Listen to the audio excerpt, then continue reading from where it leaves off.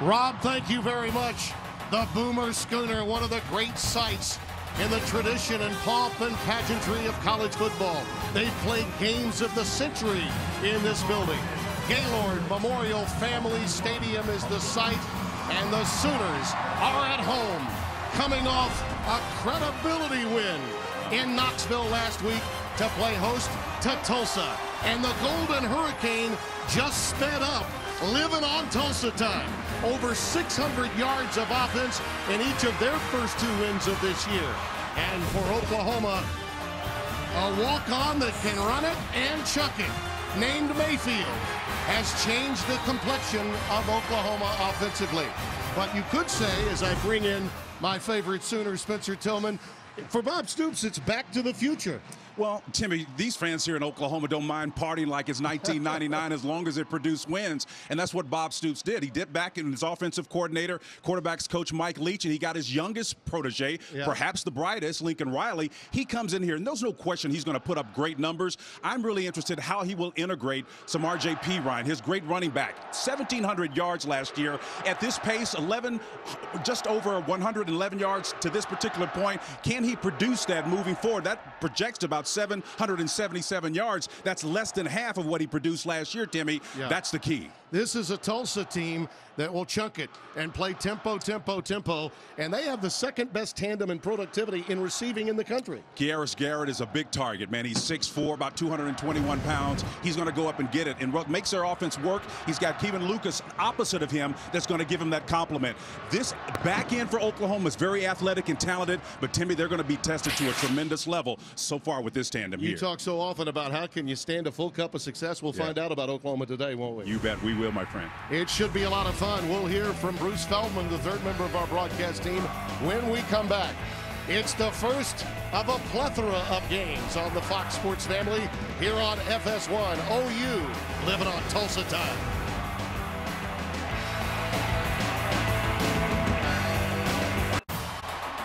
Fox Sports 1 college football is presented by Geico.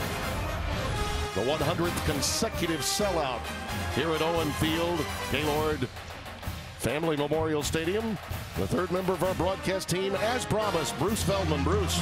Tim, new Tulsa coach Philip Montgomery turned one of the most dismal offenses into one of the most dangerous. Already 16 plays of 20 yards or longer. That's 6th best in the country. For comparison's sake, they were 89th in the country at that point last year. This is basically Baylor Jr. And remember, the last 4 times they played this kind of system, they are allowing 42 points a game. Yeah, these two teams and coaching staffs know a great deal about one another. I mentioned the 100th game played under Bob Stoops in this building. He is 91-8 in home games played here in Norman. What a remarkable career he's had. And as you mentioned, Spencer, it all began back in '99, and it is back to the future for him offensively now. But they'll play defense early. Nick Hodgson will kick it away. Bishop Louis is back deep, along with Connor Floyd. Neither will have a chance to touch it, and they'll bring it out to the 25-yard line after the touchback. And 3 things we need to know when Tulsa's got the football, Spencer. Well, first of all, it's about explosive plays. You know, our partner downstairs talked about the ability to do that. Well, can you do that against elite talent? That's the key for this Tulsa Hurricane offense. Tempo, tempo, tempo. It takes 2 to tempo. We talked about Lucas and Garrett, the great outstanding wide receivers. They will help them do that. And if they're on their game, extended drives will be a natural byproduct of their athleticism. So again, matchup, a lot of power in that lineup for the Hurricane of Tulsa. Dane Evans is running a completely different offense in college, but it's a very similar one to that offense that he was engineering in high school at Sanger in Sanger, Texas. And it's one of the reasons Philip Montgomery loves having this veteran running this offense for him. Nothing doing for D'Angelo Brewer. Stopped at the line of scrimmage by Eric Stryker. There you see the numbers on Evans, and yes, that's highest in the FBS. He gets a lot of those on dinks and dunks, particularly to Lucas running those shallow crosses. 2nd down and 10 coming up. Timmy's been highly productive, 14 straight games in which he's thrown a touchdown. He's in control of this offense at the line of scrimmage. He gets rid of it quickly. That's Josh Atkinson, the intended receiver. Covered beautifully there by And Banasour, who's forced into starting at corner because sophomore Jordan Thomas is out. It's an internal team matter. The young man did a good job. May have gotten there a little soon, but we'll call it quality defense this time. Tulsa aware of the fact that the Parker's not in that matchup, and so they went straight to that corner over the net side. Yes, they taking did. a shot. Yes, they did. They're well aware that Jordan Thomas isn't here. And Banasour did start against Akron, but that's a big loss, losing Jordan Thomas. We found out about it about an hour ago. 3rd and 10. Evans in trouble. Ducks under at about the 25, maybe the 26, so they net about a yard or two on their opening series. That's it. Well, they're going to actually set it right back at the 25, so they get 0 yardage in their opening series, and will have to punt it away. Eric Stryker, their big playmaker on defense for Oklahoma Sooners, in there early and often. He's the guy that they'll move around a lot in this adjusted defensive scheme that Mike Stoops has put together to take advantage of his athletes. Well, Philip Montgomery wanted a fast start when he talked to us the other day. They get nothing in the opening series. Dalton Parks will punt it away from his 15, and Sterling Shepard is back deep. Quickly with the fair catch called at the 37-yard line. Let's get after this 48-yard punt. The 3 things that we need to know when Oklahoma has the football. Partner, we talked a little bit about in the open. It's about finding balance. Some R.J. Pirine, got to get him untracked here. And I think what will help them in this system that uses the pass to set up the run, it's the sure hands. They've got to be able to do that. And Pirine showed you he had some. D.D. Westbrook had a couple of drop passes a couple of weeks ago, and then one against Tennessee. He's got to be sure. Then the offensive line play has got to step up. Orlando Brown's going to be a great one in years to come. He's young, he's athletic. And speaking to Merv Johnson, the former offensive line coach, now working radio, he says he's going to be one of the best they've ever had. He's one of 3 new starting offensive linemen for this OU team. Mayfield looking long for Westbrook. He's got it. D.D. Westbrook right on target from Mayfield, 39 yards, and the DB pulled up lame, it appeared, in single coverage. Yeah, there's Jarrett Wilson out there. You can see press coverage. He gets to the outside. Does Westbrook. We talked about him needing to be sure-handed, and he was on that particular play. You can see there that he pulled a hammy trying to defend him. And there's Deron Neal right away. Did he get in? Just shy of the end zone, inside the 1. And you can see pace and tempo. A big factor for the Oklahoma Sooners. Both these programs rely on it. Oklahoma mastering theirs early. Something they didn't do in the first 2 games of the season, particularly against a tough in-game Tennessee ball club. Pirine the lone setback. 59 yards in 2 plays. Pirine stopped behind the line of scrimmage. Back at the 2 by Derek Alexander. Timmy, it's always going to be tough enough to get yards inside that compressed area, the red zone. It gets especially tough down here. But again, an inline runner sit up next, adjusted to the quarterback, as opposed to being 7 yards deep where you've got your heels. I like Pirine in that setup. His heels are there now. We'll see if he gets another shot at it. Dimitri Flowers may have lost another half yard. Boy, it's just so tough to generate the kind of momentum. This is really basic physics. The deeper you get him back here as an inline runner, 5'10", about 230 pounds, give or take. The faster he goes, the deeper he is, the more difficult he becomes to tackle down there. So this is just one of the things that Lincoln Riley has got to figure out, how to utilize him. Mixon is an option down here as well. He can catch the ball, so you'll see him line up back in the backfield as well. 3rd and goal, Mixon and Pirine in the backfield, as you mentioned, out of the shotgun. Play fake, over the middle, pass. A laser thrown a little too hard for Shepard and thrown a bit behind him. And Tulsa does the job defensively. Credit Matt Linscott as well as Brubaker and so many of the others in that interior front. Yeah, that one's a little high and away for you baseball aficionados, if we can mix metaphors there. But a little heat on that ball. But the bottom line is the Sooners have been able to move the football down the field, and they've shown that certainly bodes well for their offensive. Austin Seibert will try a 20-yarder. So a win for the Tulsa defense, given the fact that they gave up 59 yards in 2 plays. It all began with D.D. Westbrook, a young man from Blinn Junior College, who is such a tremendous athlete, but it ended with a field goal. We'll be back.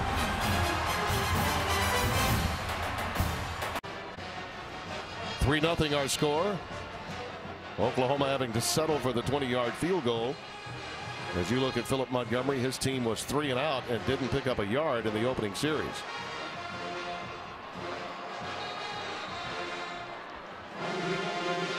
Hudson will kick it away yet again.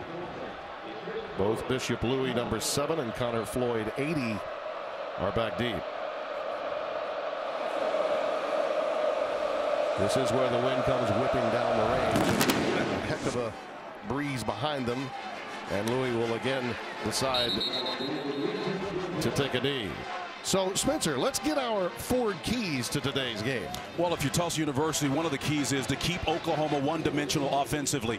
But for the pull-up on the hamstring, you essentially done that because Oklahoma did it all through the air, not much happening on the ground. And then Oklahoma steady progress in all phases. Each coach we talked to yesterday talked about that systematic approach to improvement. It's constant, steady. That's how they're going to measure success.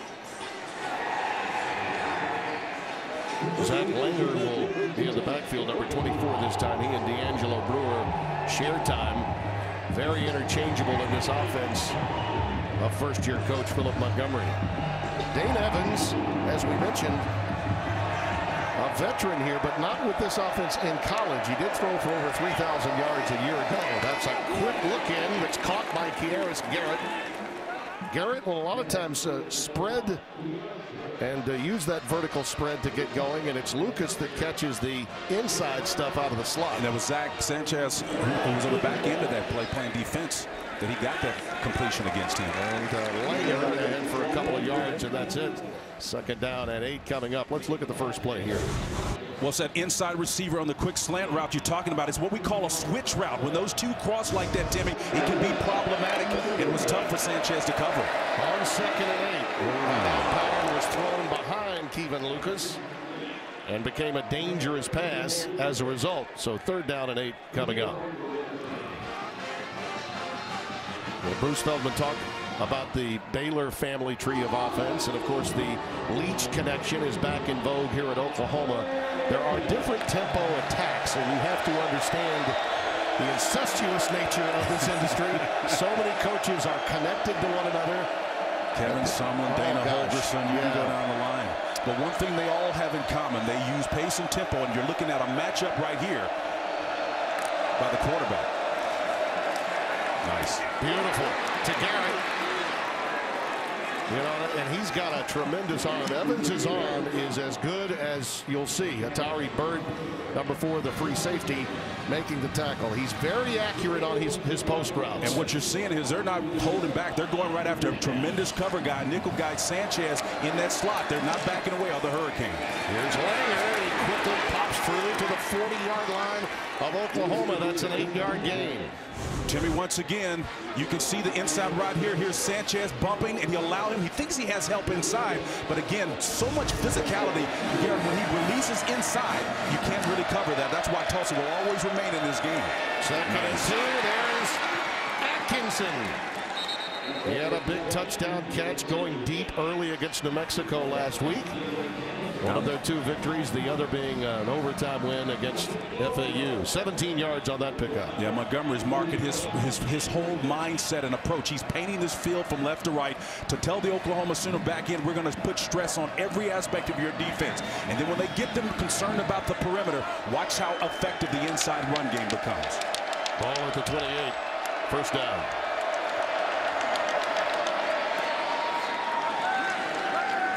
Langer burrows down to the 25. Atari Bird coming up from free safety to aid on that stop.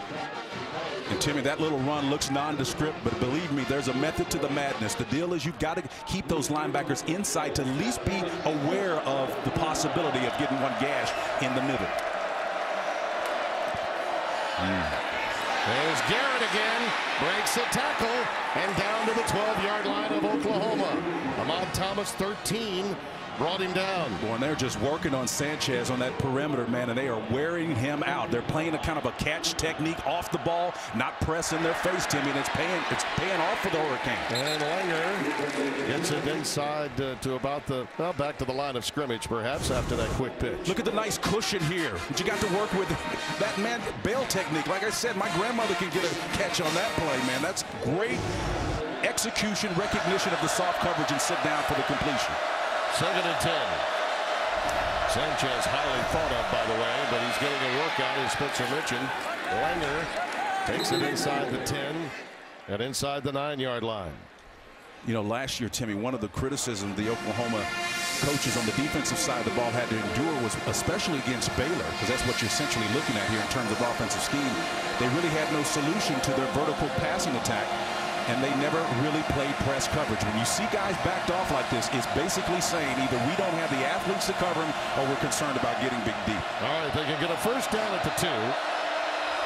They scrimmage from the 8. Pre-snap flags come down. Yep. Stafford may have moved prematurely. 76 for Tulsa.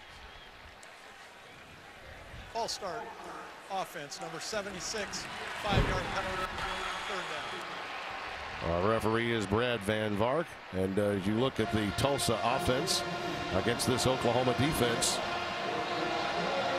something's got to give here. And Timmy, I will tell you this, clearly Oklahoma has great athletes on the back end. That's not really the point here. The question is, the system will allow you to exploit it if Evans continues to make the right choices. Third and 11. Garrett settles in, breaks another tackle, and manages the 5-yard line. That's 2 yards shy of a first down. So fourth down coming up. See, that's where you saw an example of 6'4", 221 pounds, a senior, a mature player after the catch, getting some extra yardage to put the emphasis on the play. The false start cost them an opportunity to keep the drive alive. Redford Jones will come in to kick. He is 6 of 7 this year, leading the nation in field goals per game, and they've been important, particularly that first week when they were forced to OT. This is from 23 yards the right hash. Out of the hold of Joseph Calcagney, a name that should sound familiar to many. The backup quarterback for Philip Montgomery. And the Golden Hurricane answer. Dinking and dunking and looking for streak routes and post patterns. They settle for 3 from the leader in the country, Redford Jones.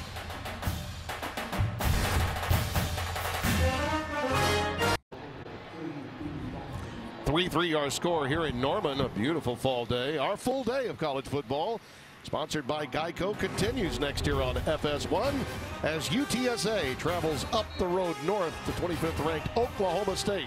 Then it's Cal and Texas on Fox. And in the nightcap, come on back to FS1. 19th ranked BYU will square off against 10th ranked UCLA. It all continues next on your home for college football, Fox and FS1. Along with Bruce Feldman down on the sidelines and Spencer Tillman in the booth, Tim Brando happy to have you with us. Preston Soper will kick it away for Tulsa after a 12-play, 69-yard drive. They kept the ball for just a little under 4 minutes. That's a long-lasting drive in their offense, ending with the 23-yard field goal. Alex Ross, Deron Neal are back deep for OU. Pooch it towards the boundary, and it's Ross. And he finds a seam, gets inside, well, to about the 34. We've got a flag down. A 15-yard return. We'll have to check the marker here. Our referee is Brad Van Vark. Looks as though it may be a block in the back. During the return, illegal block in the back. Number 36 of the receiving team. 10 yards from the spot of the foul, first down. Let's welcome back to the proceedings in our studio in Los Angeles, Jenny Taft for this Lowe's game break. Tim, thanks so much. Number 4, Michigan State hosting Air Force, and senior Connor Cook, calm under pressure, fires to Josiah Price for the 15-yard touchdown. Our very own Joel Klatt says Cook is the top QB available. The upcoming NFL draft, Spartans up 7-0 early. Tim Spencer, back to you. All right, thank you, Jenny. Well, if Klatt says it, it's got to be true. Play fake to P-Rod, and Mayfield is now running for his life. He can do this, though. Boy, he got away out of all kinds of trouble in Knoxville last week. Takes himself out of bounds at the 25. So he'll leave himself 4 yards for a first down after the penalty. 6-yard pickup by Baker Mayfield. That was Matt Linscott chasing him, and he did a great job. Did Mayfield in escaping and keeping that play and extending it for another opportunity here. Daniel Brooks, 34, checks in the backfield. They've had some premature movement by Tulsa as Brooks on the what could be free play is stopped after about a loss of a yard or so, but maybe a gain of a yard. Jordan Mitchell, the free safety, drug him down. Might have been Derek Lujan on that infraction there on the left side of that interior line for Tulsa. Encroachment. Offside. Defense, number 99. 5-yard penalty. First down. Good eyes by the former Sooner. They're honoring the 74-75 national champions here today. So athletic director Joe Castiglione very busy, as he will be a little later in the year when your team gets honored after 30 years removed from a national championship in '85. Spencer. I spoke to Barry Switzer last night. He was excited about that, looking forward to it today. First down from the 30. Boy, great penetration by that interior front of Tulsa. Brooks is stopped way back at the 26, and it's Lynn Scott again, the junior from Jinx High School in Tulsa, Oklahoma. Very undersized, but this converted safety is doing a heck of a job at linebacker. That play's success hinges on the scissors twist between the inside linebackers on that last play. Sooners just ran right into the teeth of that stunt. That was the problem on that one, Timmy. 2nd and 13.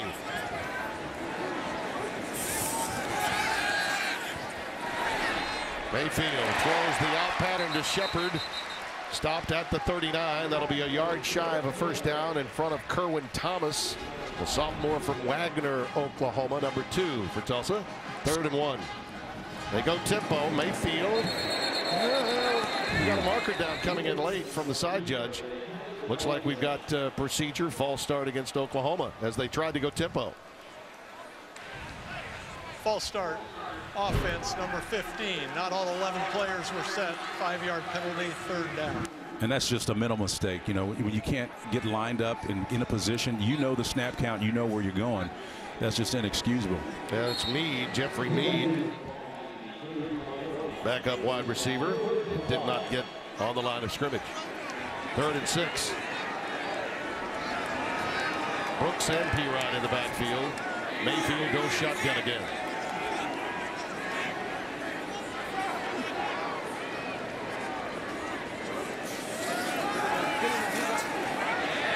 Shepard again, same pass pattern that got them to within a yard of the first down. Gets them yet another in front of Thomas again. A 12-yard gain. Sooners working on protection. This pocket was really pristine. It had picked up the stunning receivers coming from the back. An excellent job for the men up front. 1st and 10. We'll call it from the 46. Brooks, nice cut. Gets it up to midfield, so a gain of 4. Michael Muto, number 1. Real leader of this team. Leading tackler for the Golden Hurricane. Making the stop. Lincoln Riley trying to put some stress on this Hurricane back end with personnel substitution, hoping for a mental mistake along the way. Yep,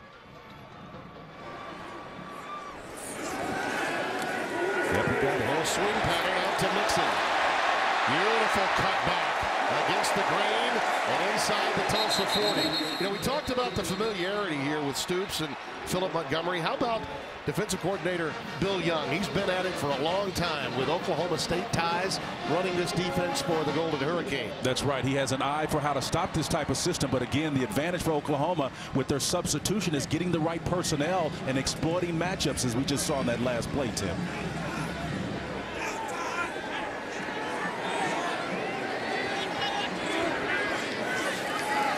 On first down, Mayfield decides to tuck it.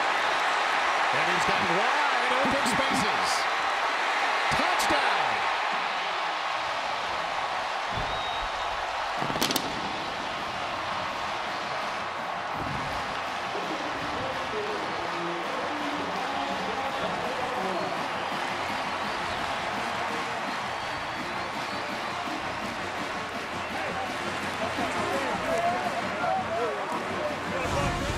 Like Itzhak Perlman, when one of your strings break, can you still make music? Mayfield certainly can. When he pulls it down, Timmy, and he's headed for the house, the patient to wait on the cavalry to get a couple of blocks for him. Outstanding job by Mayfield. Oh, you went Juilliard over there. I love it. Mayfield is the maestro, and he is digging it. 10-3, Oklahoma.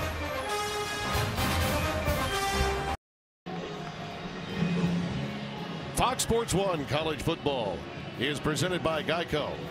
Baker Mayfield with a wonderful decision here. Well, it was a tremendous job of his eyes staying upfield to bring in the coverage, and then when it broke down, he was able to take advantage of it. Timmy, that's just an excellent impromptu play and a decision by his quarterback to take advantage of a coverage scheme. It's really an interesting story how Mayfield got here and became the quarterback at just the right time for Lincoln Riley's arrival. Decided to walk on at Bennett, Texas Tech. You know, they didn't really know how good he was until he was on an intramural softball team. And look at this. Pretty amazing stuff. Bishop Louis back deep, and again, it sails beyond him for the touchback. Sometimes you just have to get the foot in the ground. Yeah, you do. We talked about Oklahoma finding their balance. How about this right here? Some R.J. Pirine making the opponent lose their balance. Nice job. The guy that used to be something that guys like Mixon and Pirine following in the footsteps of one Spencer Tillman and Lydell Carr. A brief stopover in the year before the national title of Dupree. Boy, you think about the incredible backs, you wonder who you're leaving out more oftentimes than not. Earl Johnson. So many. I mean, there's a ton of them. D'Angelo Brewer is in the backfield now for Tulsa with the ball at the 25-yard line. Billy Sims, hello. Marcus Dupree. Yeah. Kevin Lucas on the receiving end of this pass. Gets it out to the 31-yard line. So a gain of 6. Tulsa's going to continue doing what they do in real time and force Oklahoma. Well, Oklahoma's got to get in coverage here. They busted this coverage on the back end. This is going to result in significant yardage. And another first down. This one for Connor Floyd, veteran at Tulsa's, played in what is now his 35th game. That's his 34th career reception. Tari Bird was back in their free safety spot. There's a little bubble screen. Good pop. Ooh, they had it ready. Garrett caught it. You could see both Floyd and Lucas with blocks out there, and he almost popped it. Yeah, the Sooners, though, got to do a better job with communication. Atari Bird was back there in that free safety position, Timmy, and couldn't get lined up. 2nd and 5.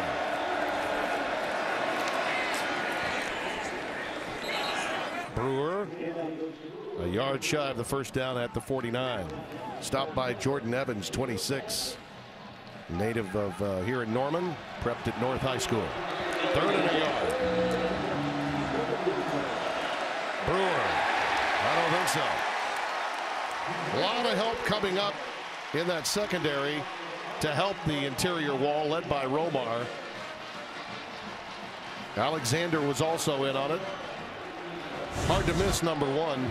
Yeah, sometimes the big heavy's in the middle. The zone read, when that end comes down, you just leave it in the belly. Does Evans.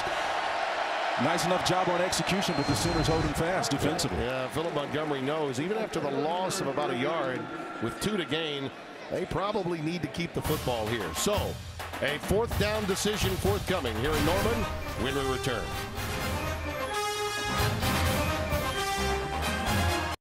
In the long history of this rivalry, the first one back in 1914. A couple of photos from that game took place on November the 30th. Notice the automobile section on the side of the field. No, Spencer Tillman did not play in that game. Step right up, get a ticket for the Oklahoma Sooners. Let me tell you, old fella, we got a decision here for Tulsa that's pretty interesting. 4th down and 2. And, you know, in this offense, I get it. You go for it a lot.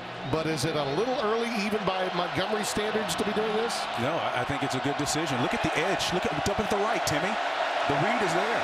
Langer looks like he has enough. Took it over the right-hand side. That guard, Chris Wallace, has been there a while. Looks very, very close. Now Oklahoma saying that they may have stopped him. So very, very close.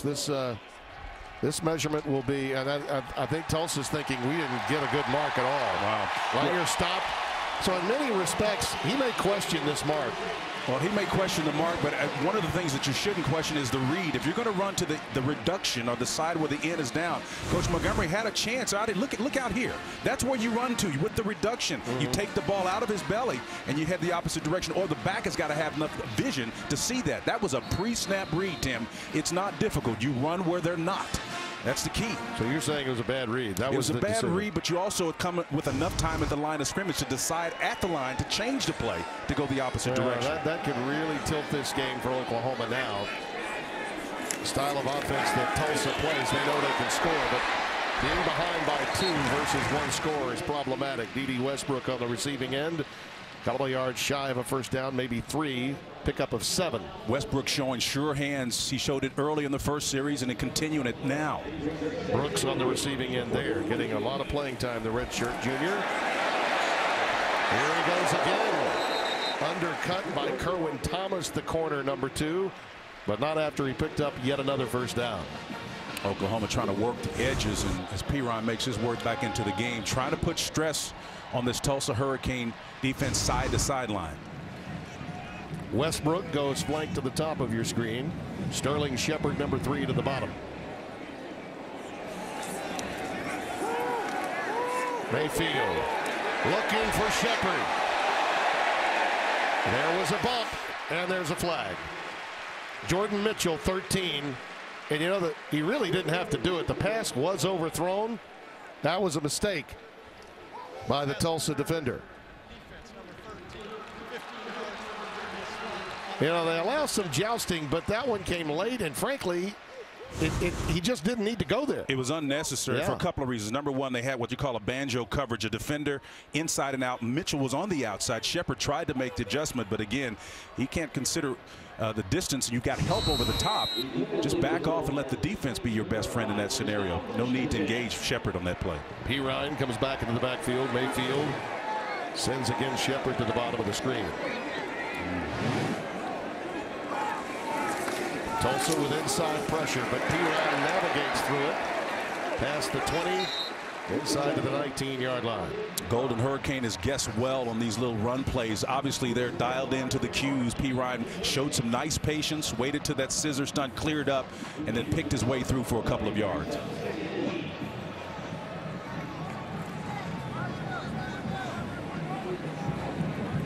Second and 6. Lion's share of those numbers for Mayfield on his touchdown run. Plenty of time, and it's running out.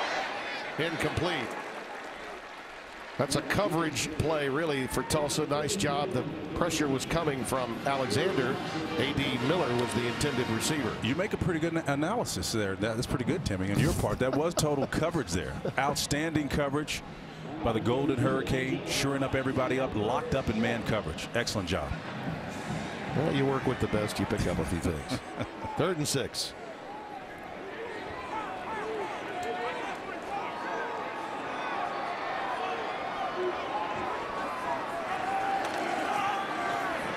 Mayfield on outstanding route run there by Andrews, 81. He's a guy that can play tight end. They can set him out to play wide receiver.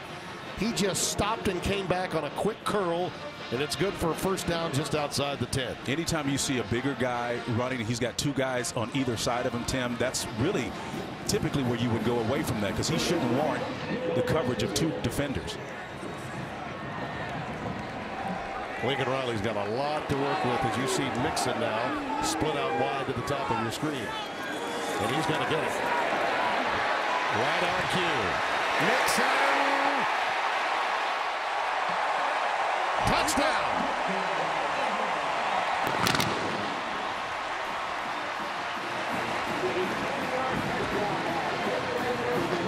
The late motion to get him in that position enabled the wide receivers to block for him. Timing is everything. You see Orlando Brown out there, number 78, trying to get a block. Westbrook pulls up, does the smart thing, does not commit an infraction and block in the back. And you saw the power and the push there to finish off by Mixon.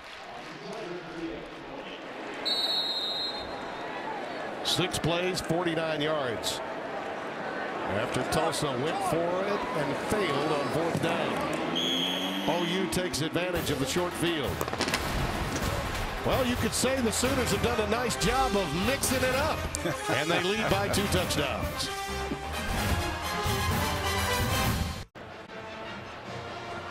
(17-3) our score. Oklahoma with the lead.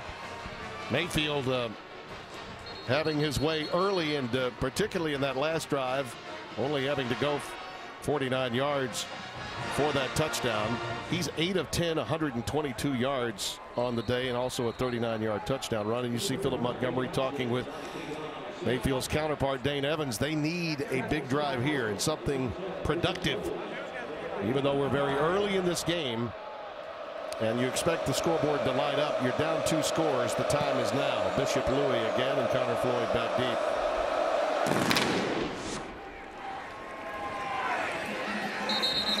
Happy to report that Spencer Tillman has joined our Fox 4 committee. Nice. Bruce Feldman, who's also down on the sidelines for us today, and Stuart Mandel, who is our version of Jeff Long, chairman of the committee.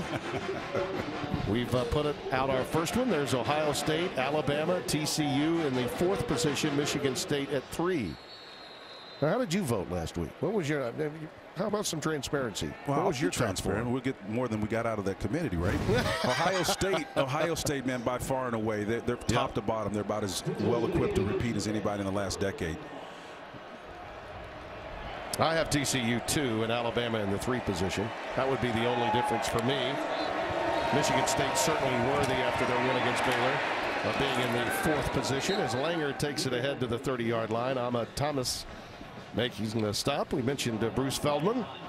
Bruce, how do you see it? Guys, I got 2 Big Ten teams at the top. I thought Ohio State looked like a defending national champ, and that was an impressive win to shut down the Oregon run game the other day. Well, Zach Langer just got right through the Oklahoma interior wall and gets it inside the 25 to the 23-yard line, and Banasaur made the saving tackle. Boy, that popped wide open, Spencer. Yeah, that wasn't rocket science. A base play off the left side. Now tempo. Going fade, looking for the corner, incomplete. That's Kevin Lucas. He and Kieris Garrett are so quick. Lucas is the smaller of the 2 receivers, but his deal is speed, and he demonstrated on that last play. But the play that set this thing up was just a little pop right off the left side, a power play, and then the Hurricane come right back using pace and tempo as a tactical advantage. He's only got the 1 catch today for 6 yards so far. Nice. Brewer pops it, this time over the right side, so challenging the left side of that Oklahoma defensive front, and it's been successful for them. Hatari Bird, the free safety, making the stop, the junior from Fresno. Timmy, they're working the left and the right side right now in that interior line of Oklahoma. Brewer remains the setback. 3rd and 4.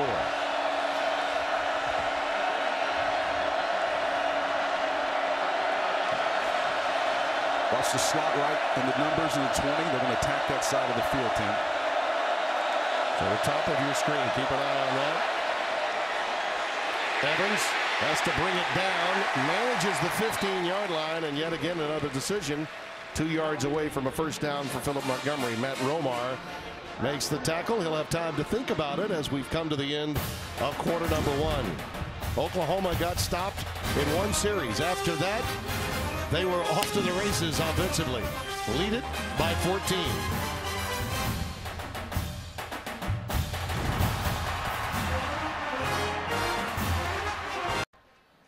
As we come back to open the second quarter, apparently Philip Montgomery's made his choice. He's going to take the 3 here. But he went for it on 4th down earlier, and I thought it was a pivotal play when they didn't get there. If you don't think pace and tempo has really affected this game, everybody's impacted by it. The chain gang had a tough time getting lined up, and then this is just a power play. Sooners put it in there, put their helmet right on his helmet, and denied him the opportunity to get in there and get that first down, Timmy. It was a tough call, but you know what? I'm not so sure I wouldn't have pulled the trigger on it as well. Redford Jones will try from 32 yards. It's blocked. Sanchez got through there, kept it alive, and the Sooners are on top of it at midfield. Devontae Bond may have been the guy that blocked it, 23. He's the first guy that you see on the left-hand side of the screen when we look at this replay, and then Sanchez was able to run it down. Devontae Bird, 23. Well, let's see where Bird is. You can't see him in the framework right now, but you can see him right there doing a great job of jumping over. We call this, he's the jumper. Right between them, that's textbook, just like Jerry Glanville used to teach us back in the day, Timmy. Great special teams effort there. Oh, it hit him right. Man, that's great. Hit him right in the chest, didn't it? Magnificent technique. So 2 fourth down decisions that have really hurt Tulsa. One, the decision to go for it. The second, the decision to get 3. Pirine in the backfield, Mayfield with time. Deron Neal. You know, you forget sometimes how highly celebrated a player Deron Neal was coming out of high school. Jesuit in St. Louis. He was a top 75 player. And he 18 yards on that pickup. Yeah, he got broken coverage that helped him on that as well. So you combine a mistake with an athletic player. Neal is going to take advantage of that every time. Well, we have whistles stopping play for the moment. It's under further review.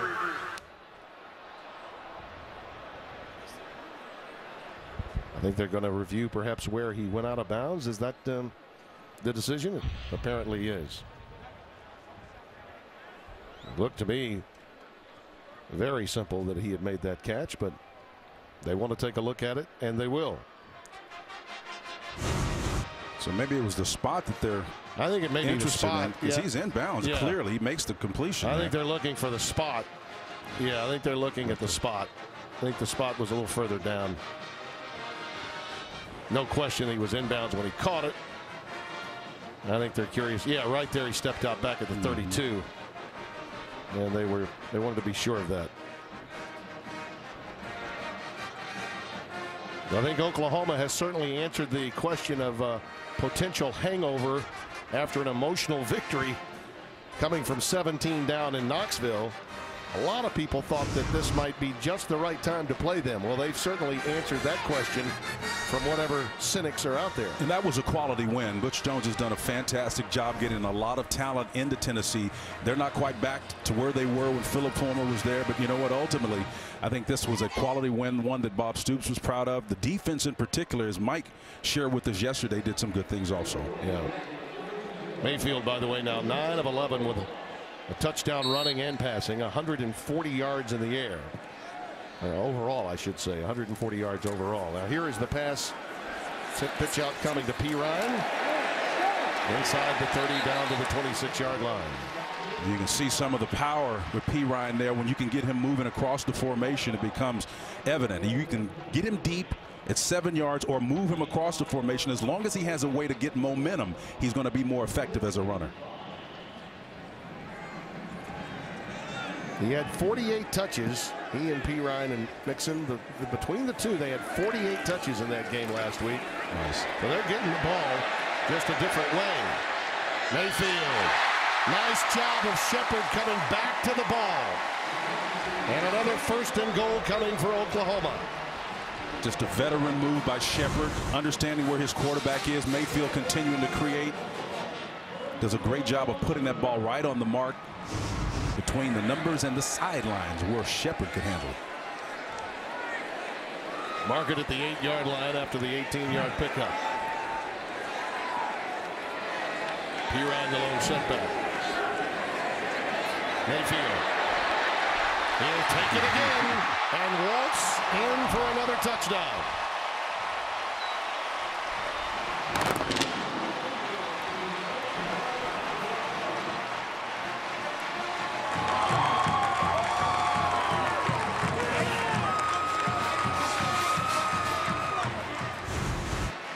Boy, if you're Jordan Mitchell trying to defend this, number 13, after Mayfield brings this ball down and does a tremendous job of faking everybody out and finds real estate. It's all about location, location, location.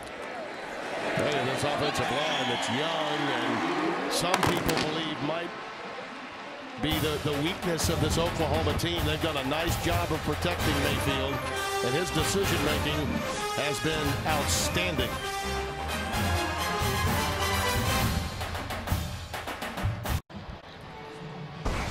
Fox Sports 1 College Football is presented by Geico. With Bruce Feldman and Spencer Tillman, Tim Brando. Here in Norman, we kick off our day, an eventful day on Fox and Fox Sports 1, FS1 and Fox, with magnificent games all the way through from now until almost midnight Eastern time. BYU and UCLA will be closing out our evening here on FS1. You see back deep, Bishop Louis awaiting the kick of Hodgson. as Oklahoma has opened up a 21-point lead. Baker Mayfield has been outstanding, and they have used just about all of the weaponry that Lincoln Riley could have ever hoped for in a quarter and a half's play.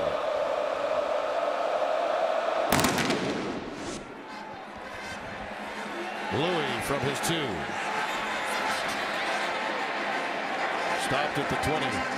Well, there are obviously a lot of young men that know a great deal about one another on the field with both of these teams, and a unique angle with a family. And Bruce Feldman has more on that. Yeah, Tim, big day for the Alexander family. One son, Derek, is a 3-year starter on the D-line for Tulsa. He's really a leader for this defense. Younger brother, Dominique, he's a starting linebacker for OU, and Bob Stoops told us yesterday he's pretty much the glue of the defense. Their dad didn't play for either school. He actually played for Oklahoma State, Derek Sr., and the kid's dad and their mom, Nicole, usually divide it up so they go to a different game each week so somebody is represented. They got about 20 family members here. This is a fun day for them. That's great. And an expensive day, Bruce. And Dad played in your day, didn't he? Yes, he sure did. Great player, too. Quick pass intended for Atkinson. He was trying to run that quick look in and nothing doing. 2nd and 10 coming up. And those Alexander family, all of those great players that were there, Leslie O'Neal and Thurman Thomas, Barry Sanders, Garrett Limbrick, Charlie Dykes played back in those days for Pat Jones. The pass is overthrown, intended for Kevin Lucas. Evans is 8 of 13 for 77 yards. 2 crucial decisions on 4th down really tilted this game to the point where they're down by 21. 4th down miss at midfield, and then a 4th down attempt at a field goal that was blocked. Both led to touchdowns for OU. 3rd down 10.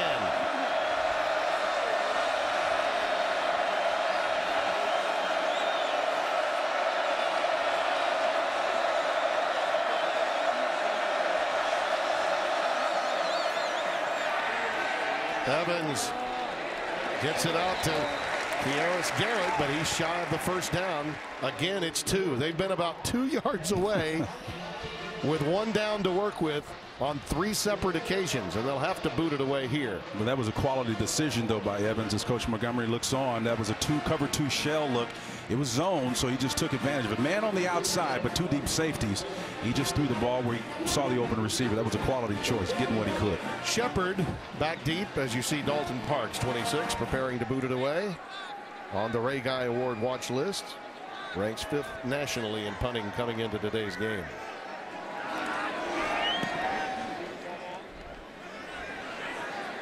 Shepard with room to work with.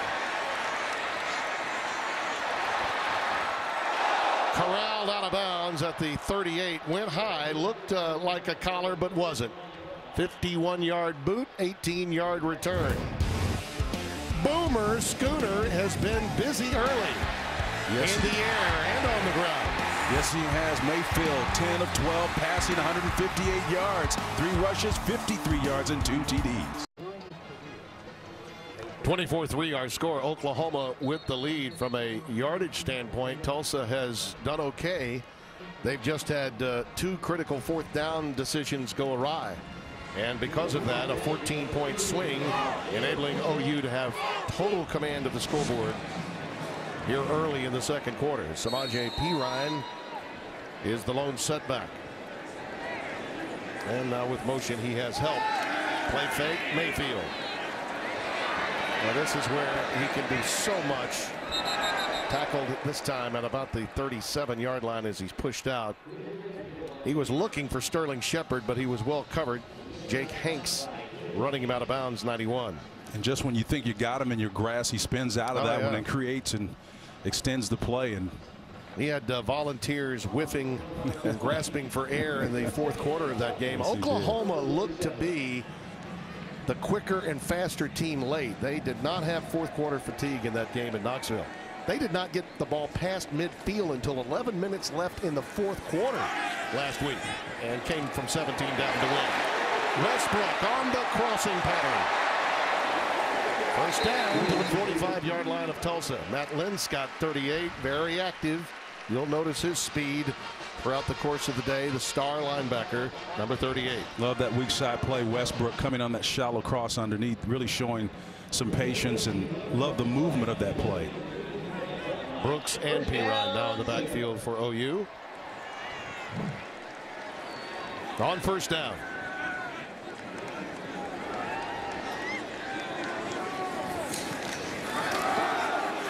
There he goes, Brooks again into the boundary, inside the 40 to the 39. Number 40, Trent Martin, the junior from Jinx, Oklahoma, with a stop. It's a total team effort. The shallow cross route will come back here, but watch these guys right here blocking outside, showing you that they can put their hat on another helmet to get Westbrook open for additional yards. That's great teamwork by the old, as we affectionately call, pencil necks, wide receivers.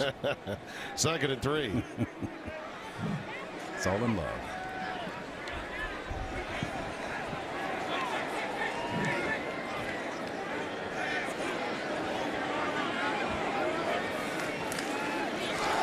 Perine, plenty of room. Samaje Perine takes it inside the 15-yard line of Tulsa. That's when he's at his best, Tim, when he can come across the formation. Again, you've given him enough time to get downhill, even if you're just going horizontal to the line of scrimmage. But once he gets that head of speed up, he's got enough to reach the corner and turn it up and do some damage physically at the end of the run.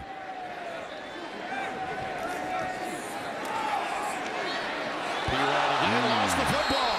Tulsa is on top of it. And frankly, it comes at a time when they really needed it, and it's Alexander that's on top of it. The senior family member that Bruce Feldman was just talking about comes away with it. Booker T. Washington High, Tulsa, Oklahoma.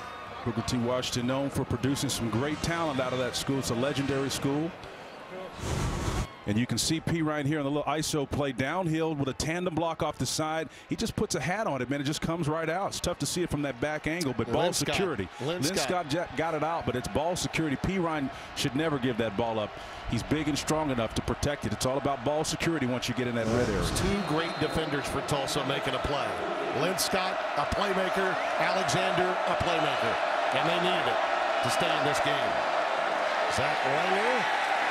Nothing doing into the middle of that Oklahoma defense.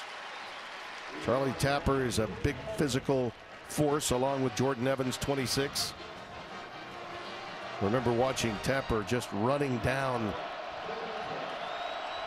quarterbacks in that Sugar Bowl a couple of years ago. They want to see more from him in coming games. Langer tries to pop free beyond the 11 to the 13-yard line. Tulsa in need of a first down to move the chains and get this defense some rest. They're getting some success, particularly running Langer inside, but again, it's coming in small bunches and not big enough. They're known for their explosive plays, like Bruce said at the top of the show. We've not seen many of those. 3rd down 5. This would be only their 2nd conversion of the game if they get it.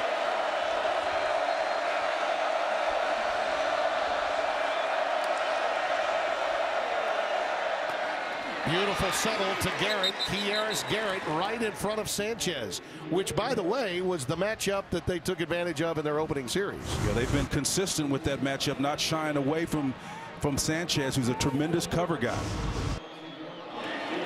Markers down on the fly. That pass is caught by Atkinson. We'll have to check the marker. Atkinson ruled out of bounds at the 38-yard line of Oklahoma. But way back here at nearly the 23-yard line, we see the little yellow hanky. Illegal formation on the offense. More than 4 players in the backfield. 5-yard penalty, replay first down. That will nullify a 42-yard explosive play, Spencer T. Yeah, you can only have 3 back there. One of those guys needed to move up either in a wing alignment or be on the line of scrimmage. You can't have 4 in the backfield in that play. Otherwise, that negates what would have been a big-time play that they needed to get back in this game, Tim. You can lose sight of Josh Atkinson. He's caught a touchdown pass in each of the first 2 games. I think sometimes he gets lost with the defenses concentrating so much on number 1 and 2, Lucas and Garrett. But 88 can also get behind you. First down 15 after the penalty.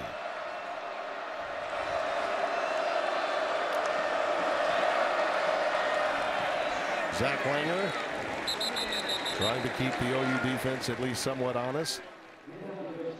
You talk about Josh Atkins. I mean, we know about Carius Garrett and Kevin Lucas, but again, Atkins is a guy who's got 23 games. He started 9 times, Tim, so he's got a sense of confidence about himself, and he knows what he's doing from a scheme standpoint.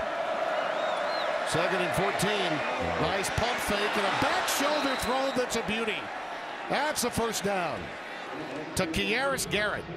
Evans showing no regard for the cover prowess of Sanchez. They are working him out on that back shoulder stop route.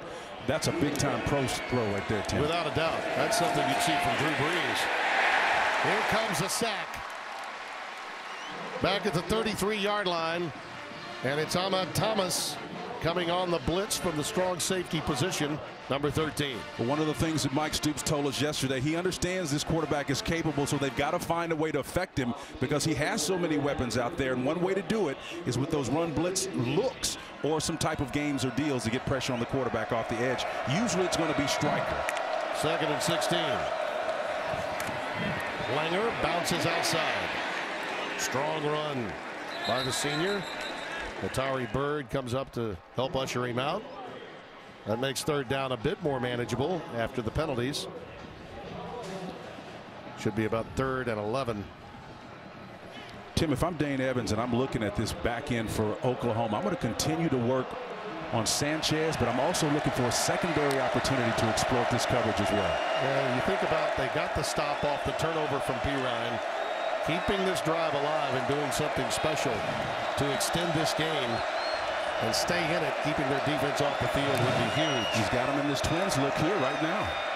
There it is. Wow. Atkinson right on cue. That's a first down Golden Hurricane at the 43 of Oklahoma. Evans with a beautiful look. Watch this inside look here. It's a nice little job of going on the stop route to open up the route behind it. Golden Hurricane finding a place where they can exploit this coverage. Connor Floyd had that one go right through his hands. That one should have been caught, but it was a laser. Dane Evans is right on the point. Again, you just mentioned the accuracy. That's what's defining these last 2 plays in particular, and he's going to continue to exploit this zone coverage on the back end for Oklahoma. Hey, Floyd may have jammed his thumb there trying to catch it. Garrett with 8 receptions, 88 yards. Lines up at the bottom of your screen. Lucas is down there with him. On 2nd down. There it is again, right at the marker. Atkinson again. Well, Oklahoma that should be a first down. Got a player down, but Oklahoma's got to do something about the coverage scheme and press the issue. They've got to find a way to affect the quarterback. This is pitch and catch for Evans. Charles Tapper is the Sooner that's on the ground, the senior from City College by way of Baltimore, Maryland, a young man that did so much for this program and they expect so much from. So we'll check on his status. That was, by the way, a pass good enough for the first down at the 33-yard line of OU. He was a monster in that Sugar Bowl win against Alabama. That's the one that I remember him most from. He's a little groggy, but is able to make his way back to the sidelines. He showed you some speed. He showed you all his athleticism in that game too. Chased down one of the first-round draft picks they had. Here's again another look at that ball that was completed between that zone coverage, and doesn't look like it's apparent what the injury was, but nice job of hanging on to the ball between the zone coverage. Great hands by both Atkinson and Garrett on this drive. One with an over-the-shoulder, back shoulder reception, and that one snared out of the air by Atkinson. Evans with a pump fake. That's got to be a flag. Atkinson was held on to by Mbanasor, who, as we mentioned, is starting in place of Jordan Thomas, which is a big loss. And again, the word we got from the Oklahoma administration, an internal team matter that will be dealt with. The news breaking overnight. Atkinson being used a lot in this drive. 3 catches, 40 yards. Pass interference, defense number 2, 15 yards from the previous spot, automatic first down. When Mbanasor here, again, this is where the infraction is going to take place. Man coverage can be intimidating, particularly against a big body receiver. You can see he puts that left hand to impede released by the receiver, and then Atkinson was trying to get loose, but Bannister just clearly grabbed him. And again, the theme on this drive is really taking advantage of the new player, the new kid in the back end of this coverage scheme for the Sooners. Play fake to Langer. The throw is right on target. Touchdown, Atkinson. What a remarkable drive for the Golden Hurricane.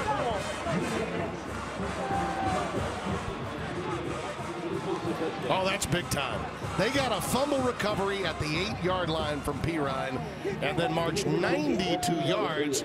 And Atkinson really was the go-to guy for the entire drive. And Bannister, again, on the coverage there, Tim, the common theme is after you burn a guy one time, you put him in a mindset where he isn't able to snap and clear what just happened, and you come right back and tack him again for a score. That's outstanding play calling.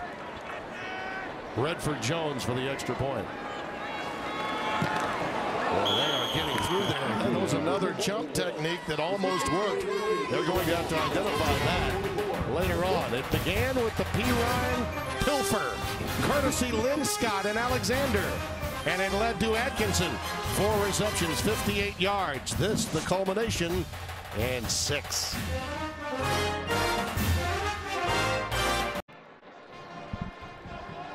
Oklahoma now leading by 2 touchdowns, 24-10. Josh Atkinson with a remarkable impact on that last drive. 11 plays, 92 yards. Remember that because Oklahoma goes in. They've got total control of this game. And the inability to get the ball back and go up by 21 could make this a game again, as explosive as Tulsa can be. And they proved it in that last series. You see back deep to Ron Neal, along with Alex Ross.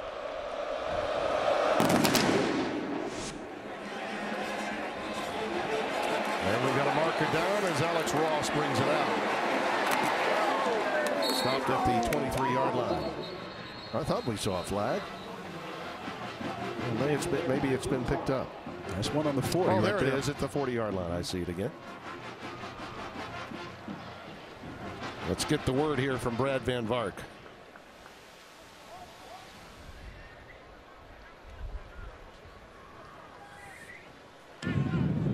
Offside, kicking team number 44. 5 yards will be added to the end of the run. First down, Oklahoma.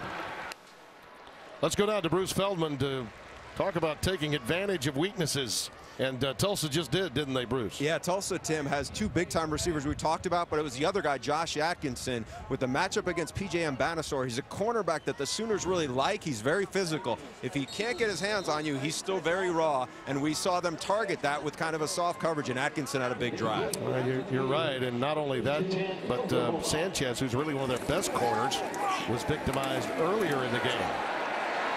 Here's Mayfield, who may wind up the leading rusher in this game based on all the room he's finding as Tulsa defensively decides to max cover and not rush really more than 3 or 4 at any given time. Well, as long as Mayfield continues to get the kind of protection that he's getting, you cannot cover these guys one-on-one down the field. So the coverage will eventually break down. He'll have an opportunity to run in freelance.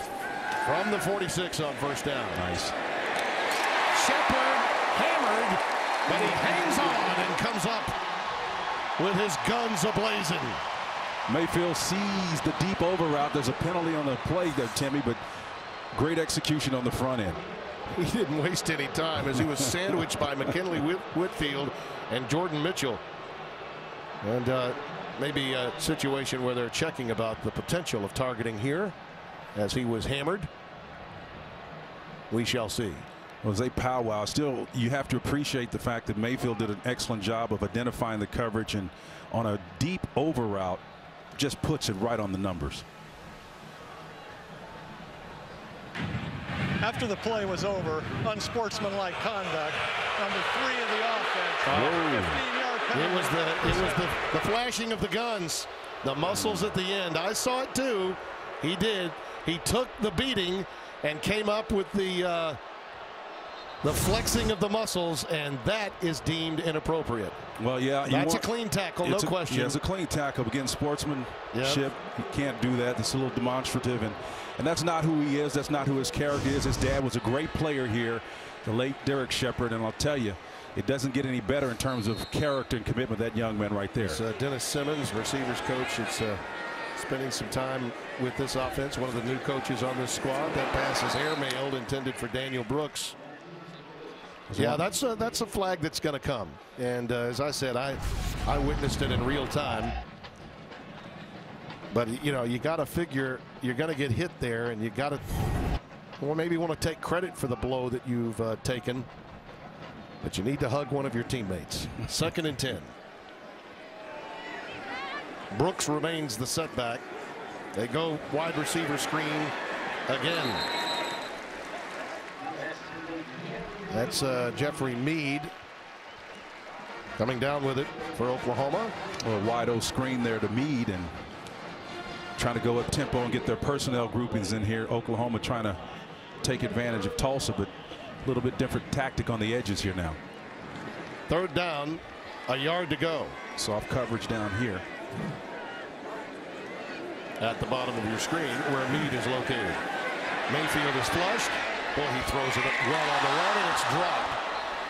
That hit Dallas Todd between the 1 and the 9. So far on this series, we've had the rare errant pass thrown by Mayfield, and then this particular drop here. So the Sooners got to button down. Again, that ball low and away, but it's in his belly. You got to catch that one. Sooners need to button down just a little bit, get back to executing, and do what they're coached to do offensively. Well, they've got a yard to go, and they've elected to go for it. Mixon the setback. Blitz coming off the corner, and Mayfield is sacked. Linscott. That guy's everywhere. Yeah, Matt Linscott came screaming. He was hell-bent for election on that one, man, when he came from the edge, Timmy. Big turn of events. Tulsa's got it.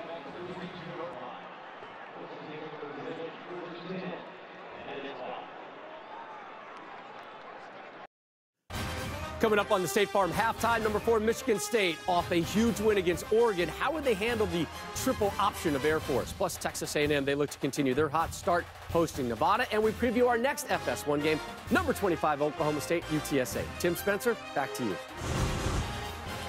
All right, Rob, thank you. Early on, the Sooner Schooner was, we weren't able to get it off the tarmac. I mean, they were continuing to take off, but now Tulsa has made a bit of a comeback as Kevin Lucas takes that pass and gets it out to the 47-yard line, almost, well, we'll call it the 48. Yeah, Tulsa wants to keep those ponies in that runaway down there, yes, so they don't get their tongues hanging out. No doubt. Play fake. That pass is thrown perfectly to Josh Atkinson again.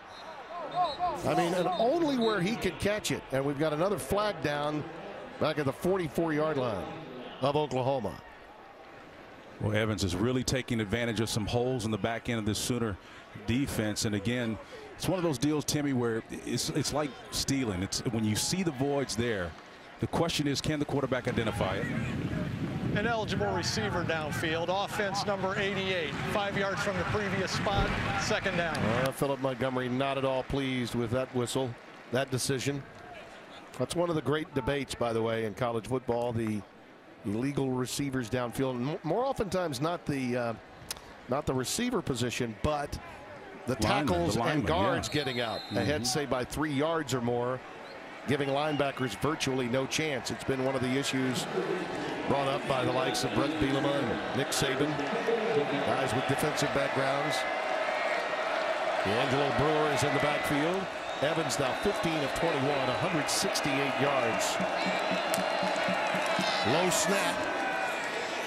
Gets it into Brewer's hands ahead to the 46-yard line. Jordan Ware, 93, making the stop. Timmy, the era that we're in right now in college football, it's like the quarterback is playing a video game. And in this case, Montgomery or his counterpart, Lincoln Riley, are like Xboxes. They're the brains that are actually diagnosing what's happening here in the coverage. The quarterback's task is to implement exactly what they say and they execute the play. 3rd down and 4. Evans' pass is blocked. Great penetration coming there from Oklahoma. Charles Walker, 97. 87, DJ Ward, I think, may have actually been the guy that got his big mid up there to swat it away. So a punt formation coming now for Dalton Parks. And Shepard will be inside his 15, almost to the 10-yard line, awaiting the boot.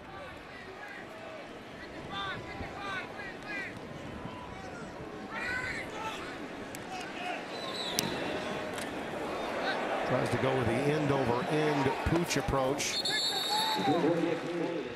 And it's taken by Shepard with a fair catch at the 22-yard line. Let's take a look at that penalty again on Atkinson. It can be confusing sometimes because if he's on the line of scrimmage right here or inside the position here, he's inside. It's very difficult to discern whether or not, along with the other two receivers, if he's actually on the line of scrimmage or not. So, you know, two have got to be off of it for sure. Well, if he steps up, then they're going to call that, because if the official can't make the distinction, more often than not, they're going to call that play. I've seen it happen a lot when it wasn't, I can tell you that. I've seen it a lot when it wasn't. Mixon on first down. Well, he just won't go down, will he? Fans admire the run. Great effort that time by Joe, the redshirt freshman. Frankie Davis, number 90, and Michael Mudo, number 1, collaborate for the Golden Hurricane. Nice physical run by Mixon on that play again. Sooners not in a hurry necessarily because they've got a lead. Mayfield in traffic, gets away from Martin, takes himself out of bounds near the 40-yard line. Trent Martin grasping for air there. Bruce has got more on the decision-making of Baker Mayfield. Yeah, Timmy, this guy is really sharp. When he sees that Tulsa's playing man, he has the wherewithal to take off, and he has done damage when he sees the white jerseys with their backs to him. He's also shown he can really throw well on the run. Boy, is he ever. And what Bruce is talking about is so true, because if you're in man coverage, you have to take your eye on the quarterback to defend the play properly. 2nd and 2. Mayfield to a wide open Mark Andrews.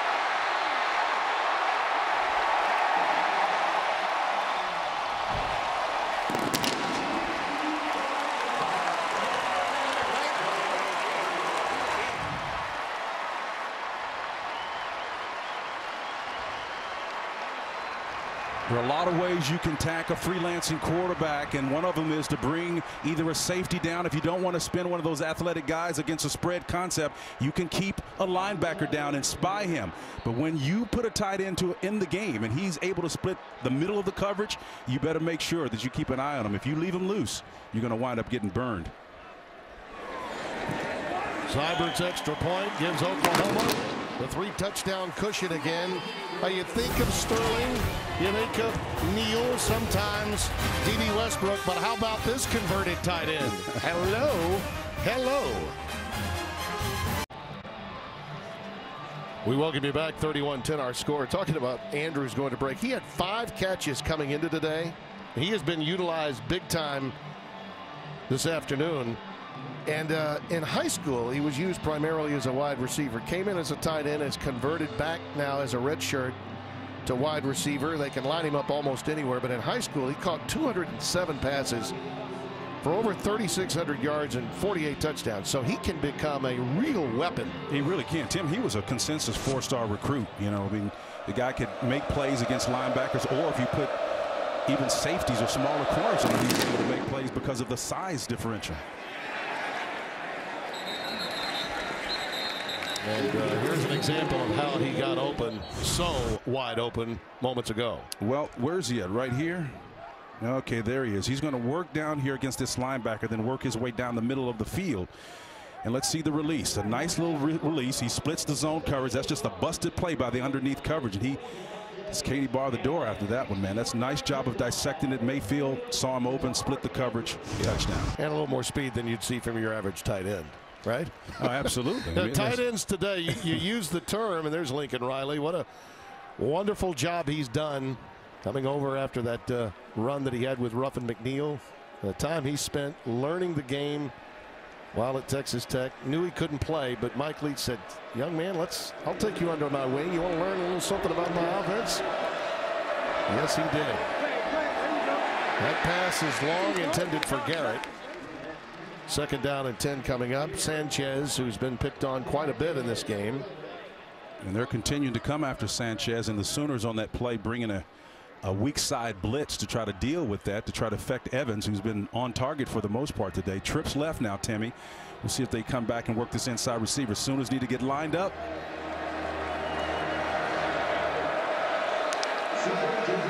Second and 10.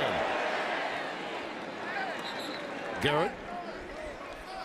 Complete, and that should be close to a first down. Not quite. They're going to call it about a yard away, maybe 2. Got that big body out there. Looked like it was going to be close to it, but just a little bit short. Third down, a short 2. Langer, the setback. And he has the first down past the 35 to the 36. So if they can sustain a drive here and get some points before the intermission, they can have some momentum going into the break. Oklahoma will have it to open the second half. There's another long one intended for Kevin Lucas. Coming into today's game, 101 catches, 1,219 yards, and 11 touchdowns, leading in all categories. This team, and of course he and Garrett used so often, but Josh Atkinson has been the most productive in this first half for Philip Montgomery's team today. Second and 10. Langer just shy of the 40. Stopped by Hatari Bird. Yeah, Bird really came up from that safety position and free safety position, and that junior, 6'1", 206 pounds, really brought everything he had there to stop that play for a short gain. Third down, 6. 4-man rush. Tipped into the air as Sanchez jumped the route in front of Garrett. He knew exactly what was coming that time. He'd seen it enough. And it's 4th and 6 coming up. Quick slant route. Sooners able to get pressure with just 4 men. The ball was coming out anyway, but tremendous job there putting pressure and get your hands up to affect the quarterback's vision inside a line. It's a big stop. Tulsa unable to get through, and Shepard will again await another punt. And the way Mayfield is moving this team right now, they could score again very, very quickly. And Mayfield's having one heck of a half. 14 of 18 passing, 272 yards and 2 touchdowns. He's running the ball well as well. Fair catch called for at the 15-yard line. Well, the most unique voice in sports is back on the air, and I've had a chance to watch a couple of his shows. Had Al Michaels on this past week, and gosh, it was a really good interview. You should listen to. It's now on FS1. Smart talk in sports. How about that? I love it.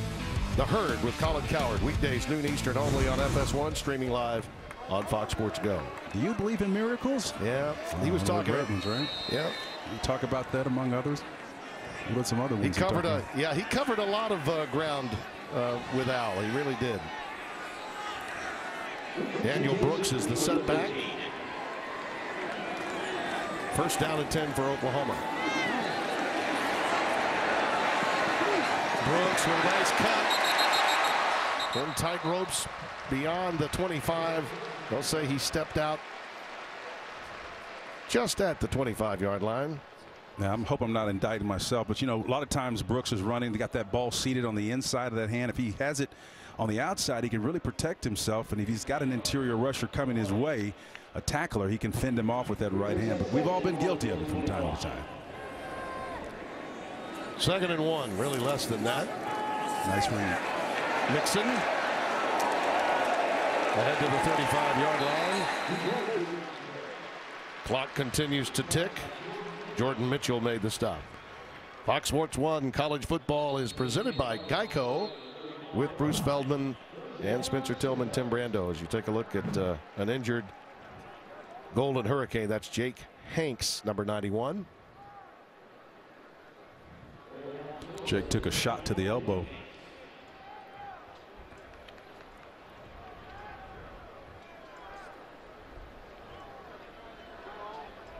This is a wonderful series. They're not going to play after this year for some time, but Bob Stoops said he loves the idea of playing an in-state school like Tulsa. It's good. They're only a couple of hours away. They've even played a couple of games played last year in Tulsa. Well, you know, the good thing about Bob, he understands it makes good physical sense for the state, for Tulsa University, a private university, by the way. It makes sense for everybody. It's good for folks to come from Tulsa and travel to Norman. It's only about 127 miles. It's an easy get. Smallest enrollment in the FBS. Less than 4,000 enrolled at Tulsa. Mayfield looking long, going for the home run. He's got it, Shepard. Out of bounds at the 21-yard line. 44 yards, that connection. Number 3 atoning for the earlier poor decision to flex his muscles. Now he's doing it on the field where he should. Mayfield with already 300 plus in the air. Nixon, did he lose it? I believe he did. Tulsa comes away with another one. That's Brubaker, number 8, that reeled it in. So now you've got 2 of the top backs here, Pirine and Mixon, putting one on the carpet each for the Sooners. And if there's ever a great equalizer, turnovers can do it. You can see him cutting against the grain. Again, the ball seems to be secured. I think it got stripped right there. Number 20, Osiabu, Zeke Osiabu, got the strip. And Brubaker, another really outstanding defensive player up front, comes away with the recovery. He missed all but one game last year with a fractured bone in his eye. Really happy to be back playing again this season for Tulsa. 1st and 10 from the 20. Those 2 big turnovers have kept the Golden Hurricane in it. Langer bolts out to about the 29-yard line, and they are going quickly here. They do have 2 timeouts that they can utilize. Langer again. That's a first down, so the clock stops. He's ahead to the 35-yard line. Stephen Parker made the tackle, number 10. Philip Montgomery saying we can run them faster than you can defend them. Zone read, come off and play action. That pass was tipped and still caught by Atkinson.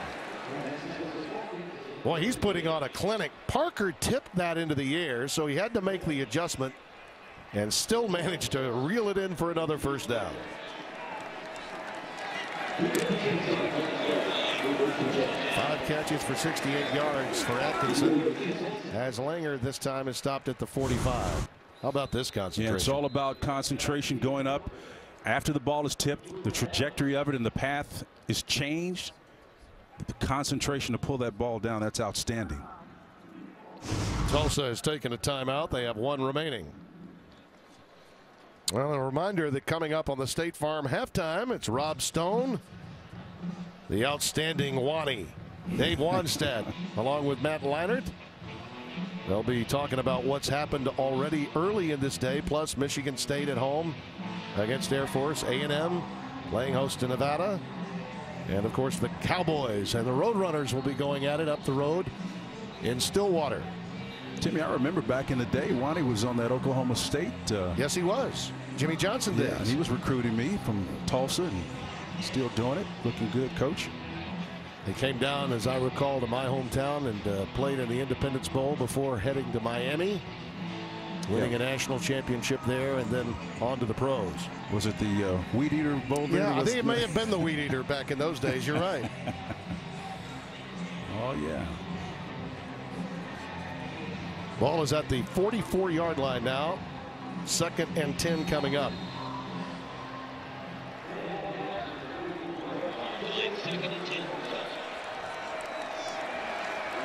If we have any more timeouts, this is your life. Dave Wanstead will continue.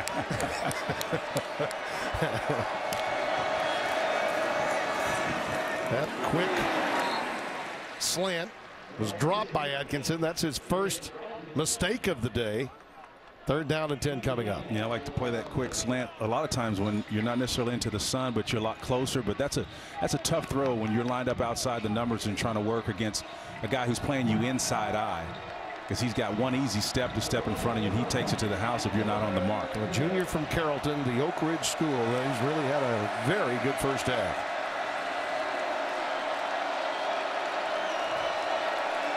Third and 10.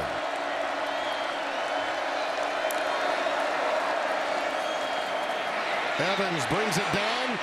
Makes a nice decision there, and Kieris Garrett decided to come back to his quarterback, make himself available because he had a cushion, and it nets yet another first down. Yeah, Evans had pressure again and did a wise job of pulling it down and stepping up into the pocket to create and then find his receiver open for plus yardage. 17 yards on that pickup. It pops free again for Langer. This has got to be somewhat concerning for Oklahoma, the ground yardage being given up in their interior alignment. So this is just one of the great challenges of trying to defend the spread and defending both aspects of the game. If you got 4 wide or 5 wide, Timmy, you've got a numbers disadvantage between tackle to tackle. So they're going to have between 5 and 6 to block your 4 or possibly 5. So again, it's just a numbers game. Just a numbers game. Yeah, well, the numbers are adding up for Langer. 17 carries, 103 yards. 2nd and 1. But you're right.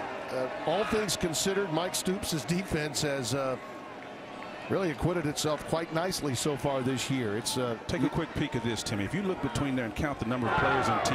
There is no 10. Timeout's being taken here by Tulsa, we're told. There's Mike up in the booth.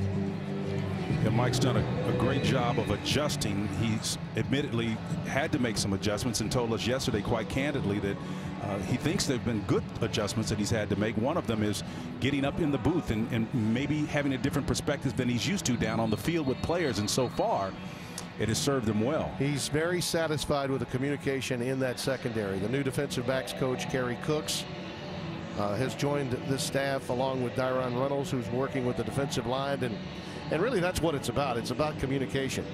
By the way, going back to my hometown's bowl game, it all started, when you think about it, for the Stoops era. 2000, 1999, yep. 2000. They came into my hometown to play in the Independence Bowl, got that opportunity, lost the game to Ole Miss. Then after they left, they went on a streak of 20 consecutive wins after the Millennium. I remember that Deuce McAllister put a number on him, but Bob Stoops put pressure on the world after winning in such a short period of time a national title. Langer. Further proof, by the way, that all great things happen once you've come to my hometown. Once you go to the Independence Bowl that following year, expect to win a national title. Play fake. Evans throws. He's got it in the end zone. Lucas, touchdown. What a big throw that was. 28 yards.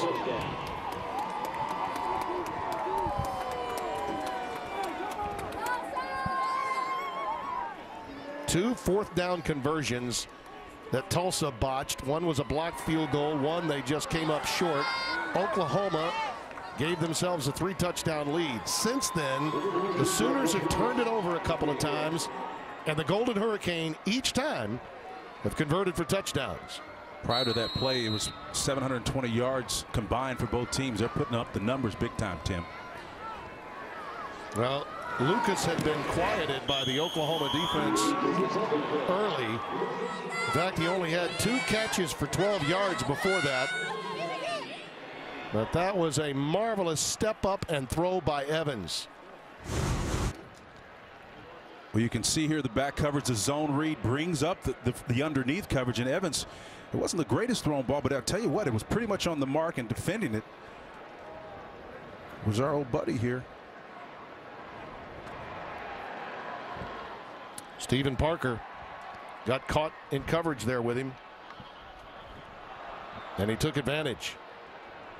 That was huge for this Tulsa team before the break, to get the opportunity and take advantage of it. Stephen Parker had pretty decent coverage there, but that ball was so well thrown, Tim, that it would be almost impossible. The only way you defend that better is to be able to take a peek back in man coverage, and the great corners are able to do that at some point in time during the route, is to be able to identify man coverage. All right, let's listen. Oklahoma's ahead by 2 touchdowns, okay?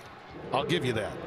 But those 2 fumbles led to 2 touchdowns for Tulsa when Oklahoma was going in. In effect, we're talking about a 28-point swing in the first half of this game. Yeah, and it also makes it very difficult to become excited about what you're doing offensively when you're turning the ball over that way. You want to get out of here with some momentum. Again, we talked about steady progress, both Mike, Bob Stoops, Lincoln Riley all indicated the same thing. It was like they were in the same place. Look at this. Onside. Well, why not? It's the end of the half, and it looks like they got it, and they did. Tulsa's got the ball with 9 seconds left. McKinley Whitfield, 21, comes away with it. Outstanding execution. The Sooners didn't see that coming at all. Well, there's ebb and flow in the course of every game, and there's nothing that'll turn it over quicker than, of course, a turnover. But here, again, a poor job on the execution in terms of defense. You being able to attack that ball for the Sooners. They've got to do a much, much better job of identifying the fact that it is an onside kick and then executing the technique to recover. Boy, Grant, the reserve running back, was backing up. He was on his heels as the onsides came, affected beautifully by Soper, the kicker. And there was no denying that Whitfield would get to it. It was actually pretty easy. So now with the ball at the 43, 2 cracks at it for Tulsa here. What do you expect?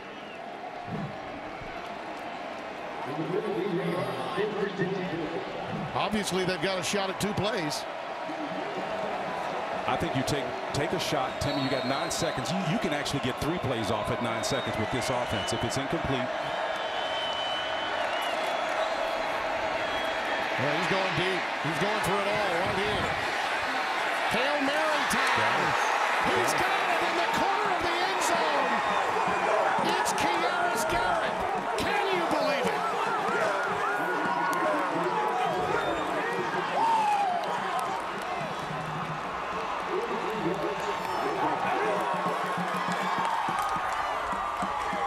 That's exactly how you draw it up. All 6'4", 221 pounds of him. That's the right man you want to go to. Tulsa Golden Hurricane has changed the script in this contest, Timmy, with big explosive plays as we approach the half.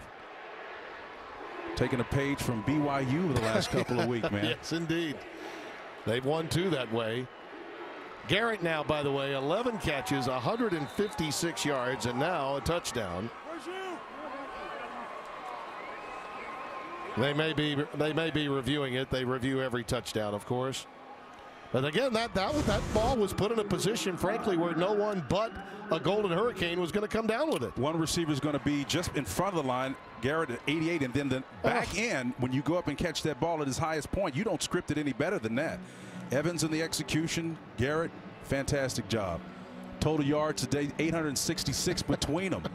Tulsa's got 397 of that. OU 466. You talk about a track meet. That's impressive.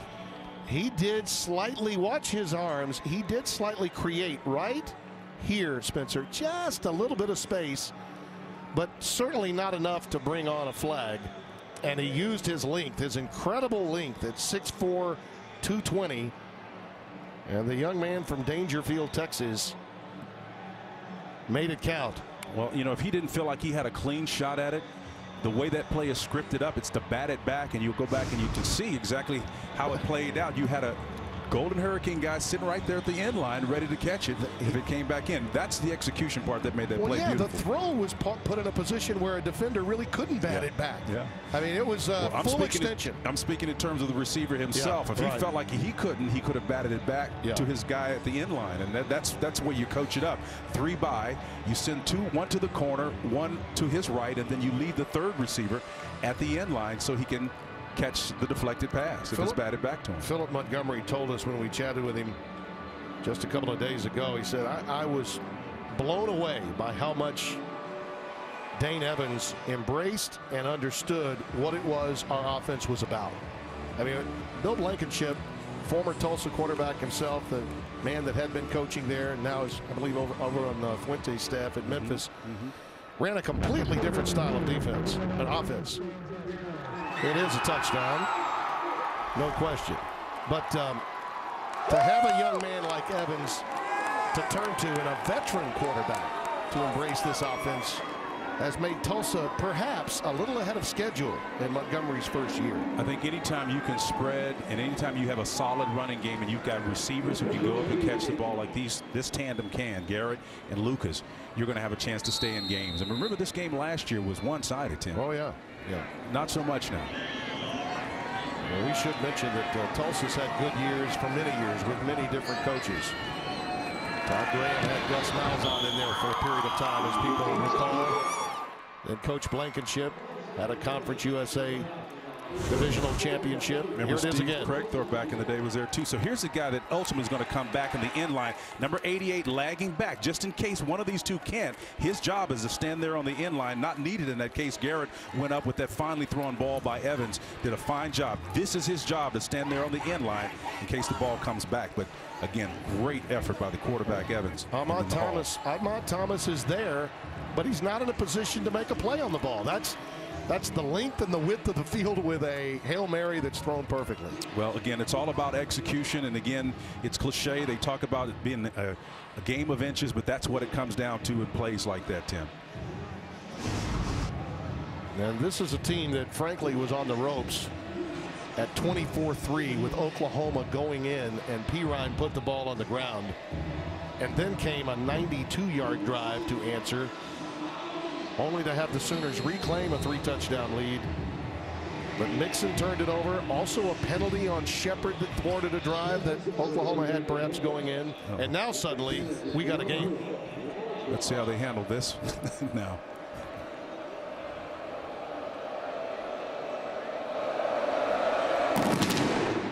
They do squib it. Certainly don't want to run back here if you can keep from it. It's Alex Ross picking it up, and he's down immediately. And we've come to halftime. How much more entertainment do you want? Doesn't get much better than this. It's halftime. And right now, let's send you back to Rob Stone in Los Angeles. Rob. Fox Sports 1 College Football is presented by Geico. Gaylord's Family Memorial Stadium here at Owen Field.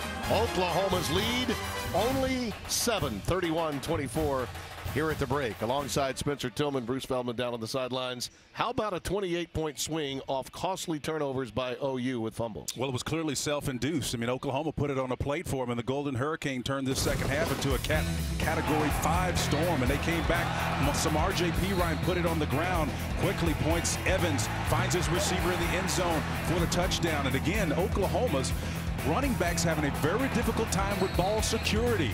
Mixon this time gives it up. Evans makes him pay for it with a dart in the end zone for another score. And then the failure to execute on one of the greatest plays, I believe, in all of college football, the onside kick. You got to be aware of it. Tulsa knows who they are. They converted, acting again in the end zone for the touchdown. That was a tremendous job by the Golden Hurricane of Tulsa, responding to mistakes on the part of the Oklahoma Sooners.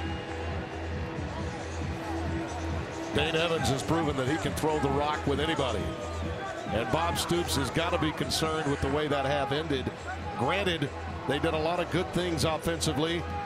They're without one of their top corners, and they were victimized by those outstanding receivers. Not just the two that you've heard about, not just the tandem, but Josh Atkinson also lit it up in the opening half. Together, these teams combined for 863 total yards of offense. That's the most, folks, in college football since November 29th, 2013, when Fresno State and San Jose got together for 1,002 yards and a half. Kick is to Alex Ross at the 4. He's down at the 25-yard line, and let's get the latest from Bruce Feldman at halftime. Tim, I just spoke to Bob Stoops, and I said, what do you got to do to slow this Tulsa offense down? He goes, the first thing we got to do is get lined up. He goes, then we got to start making some plays. He was very, very frustrated, as you might expect. Yeah, and when you give up a Hail Mary to close a half, that's particularly problematic. And we saw a couple of times there where Tulsa was not only getting there before OU got lined up, but before the chains got set. Yeah, Bruce was all over that, and that synopsis is exactly what Oklahoma struggled with in the first half, defensively anyway, getting in the position to make plays. Samaje Perine, the lone setback, opening play, third quarter.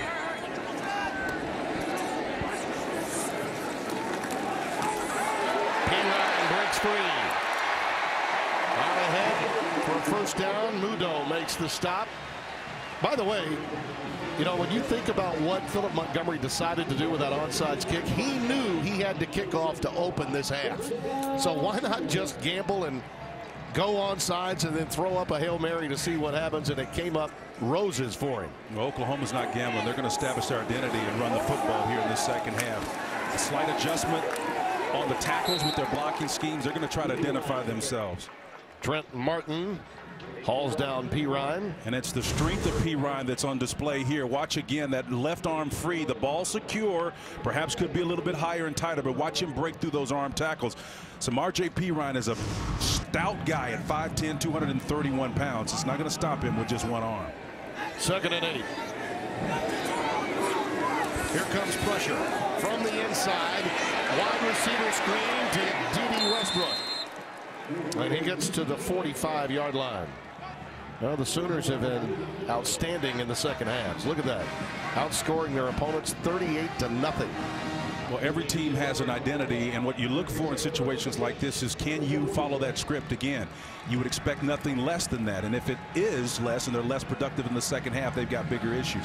Trips formation to the right, inside slot receiver unless they intend to run it one more time. Nice. Mayfield. Markers down, thrown in an area where holding could be the call, and there's Mayfield going out of bounds at about the 47-yard line, but we'll check the flag. One of the rare cases where you saw Mayfield actually take his eyes off of downfield, and that was as a result of Tulsa's pressure that they put up front with their 4-man rush. Great job by the Hurricane.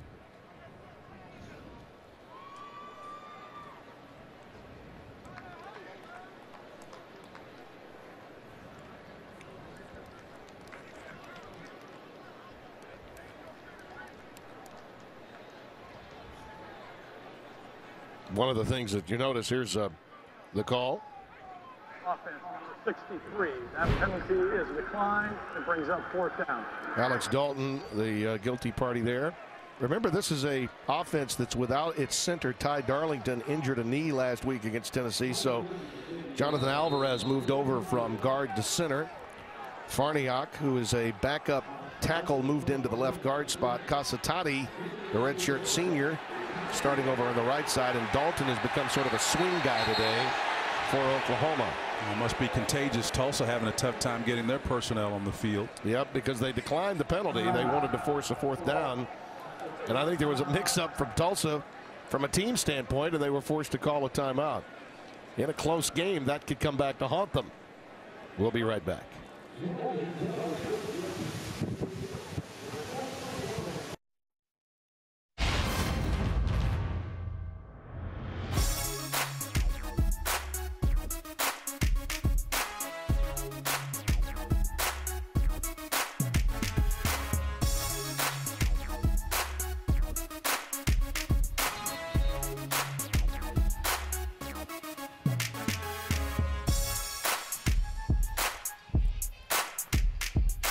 This extraordinarily exciting game on Fox Sports 1 is presented by Geico. Tim Brando, Spencer Tillman, Bruce Feldman, happy to have you with us. And on 4th down after the timeout, the boot by Seibert to Connor Floyd, nestles in his arms after the fair catch at the 13-yard line. That's where Tulsa will take over with a chance to tie this game after the 37-yard boot and no return. If you think about it, Philip Montgomery, if you'd said to him midway second quarter, you could have this game tied by midway in the third, given a 21-point deficit, I think he would have taken it. Yeah, but in talking to Tim this week, and you're right about that, Tim, but you got the sense that he felt with the success he had at Baylor and the surprise fact that he's got great, talented guys. When you look at the numbers of Daines, they're 4 or 5, 98 yards, 2 TDs, just the last 2 drives. That confidence shows up every single time. Langer, and to the 15-yard line. Matt Diamond. And that confidence is contagious. And again, the longer they stay in this contest, the more emboldened they're going to become. 20 carries, 116 yards for him.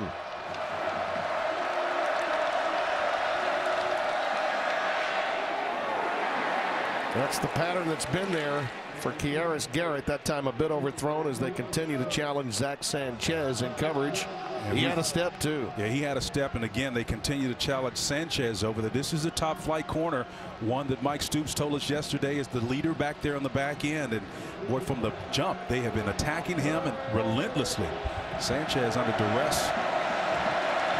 Supremely confident this Tulsa offense. 3rd and 8 doesn't seem like a lot, but it might be more than that. if we have a false start. I think we do. False start. Offense, number 74. 5-yard penalty, 3rd down.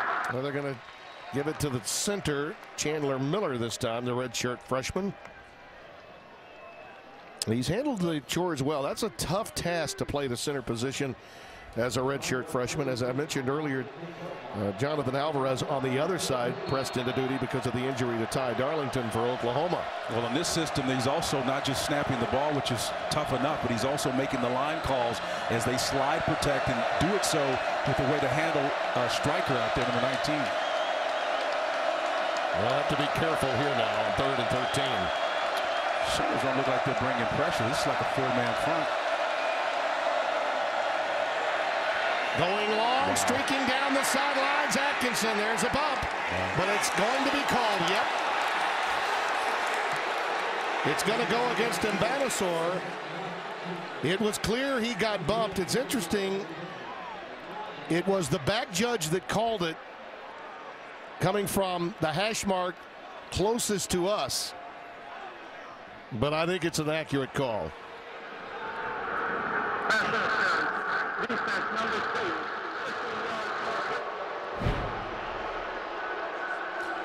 2. You know, what's interesting is after a penalty, just a 4-man or 3-man rush on that particular play, gets behind the coverage and again goes up and just. Hey, that's a smart move by the receiver. He's slowing down to induce the engagement and the contact. That's just a veteran move by Josh Atkinson.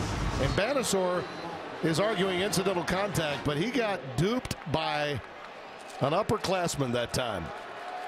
And it's a big-time first down to keep the drive alive for Tulsa. Evans on the run, floats it out there. Incomplete for Atkinson, and Mbanassor was covering. Evans showing you some impromptu skills, doing his best Baker Mayfield impersonation, pulling it down due to the coverage and coming back the other way. It's tough to make that throw with your shoulders not square, but Evans does as good a job as he possibly could there. Mbanassor with excellent coverage there. 2nd and 10.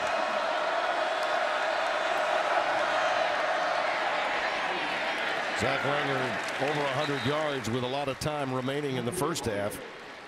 He has been toting it today. Jordan Evans made the stop. Gets ahead for about 3.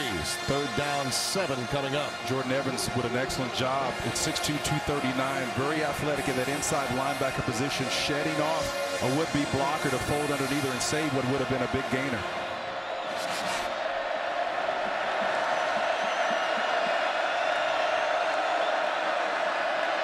Evans swings it out to Langer. That's a first down and then some.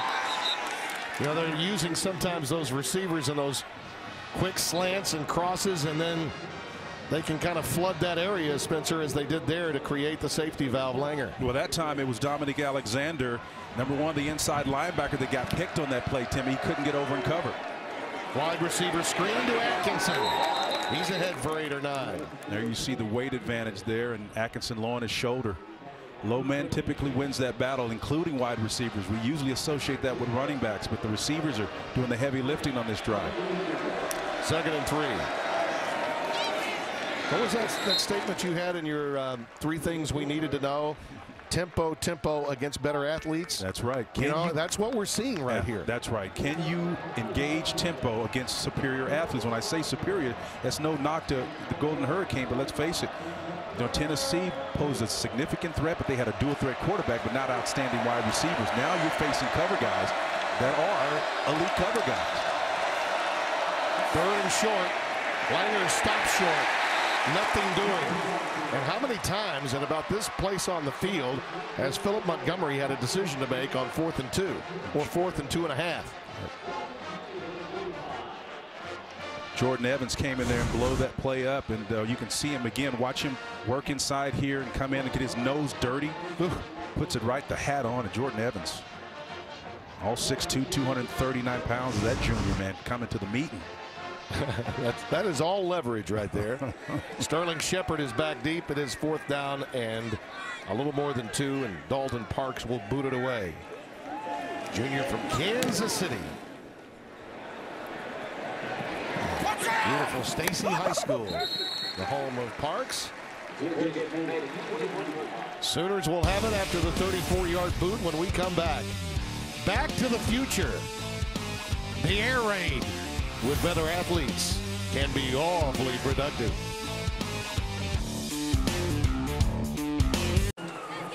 Oklahoma with the ball and the lead early third quarter. It's a full day. Here's Geico continues its coverage on FS1. Texas San Antonio UTSA taking on 25th ranked Oklahoma State. Then it's Cal Texas on Fox, our nightcap. BYU UCLA right here on FS1. The home for college football. Beautiful lead. Yeah, again, Mayfield has been so solid through the course of the day. Gets it out to the 29 in the arms of Osiabu, number 20, senior from Grand Prairie, Texas, making the stop. Timmy, ultimately, if it's the olden days, Jamel Holloway, J.C. Watts, that mesh ride point is beautiful. Mayfield did a great job of pulling it out of the belly at the last minute and keeping it himself for a nice game. 2nd and 3.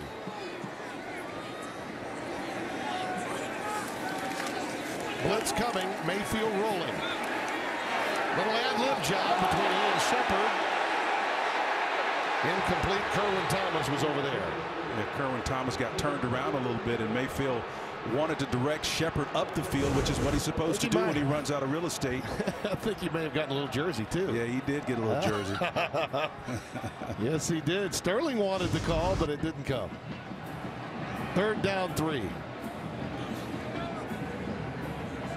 They allow a little more jousting in the college game. That's why from time to time those what appear to be incidental hits, people don't feel warrant flags, as was the case a little earlier on the Oklahoma side. Quick out pattern to Shepard. That's a 1st down. Knocked out of bounds immediately at the 34-yard line. For mark at the 35. Kerwin Thomas coming over there in coverage late on that, and it's a nice throw by Baker Mayfield, and you had the opportunity to go up top, but again Thomas broke on that one right as the ball was delivered, so the go route was not in vogue on that one. Mixon stumbles forward to the 37. Let's now head back to the studio in Los Angeles. Jenny Tapp for this Carl's Jr. Hardee's game break. Well, Tim, number 23 Northwestern trailed Duke at halftime, but how about the opening kickoff in the second as sophomore Solomon Volt sees the opening, takes it home for the 98-yard return for the TD. The Wildcats now up 12-7, Tim. That's a fantastic matchup of two outstanding programs academically. Joe Mixon out ahead for a 1st down to the 46-yard line. Yeah, David, what a job he's done at Duke, and Fitzgerald's coming away with that big win early against Stanford. They believe that they can be bowl-bound again, as they were 7 consecutive years before a 4-8 campaign a season ago. 1st down 10, Oklahoma.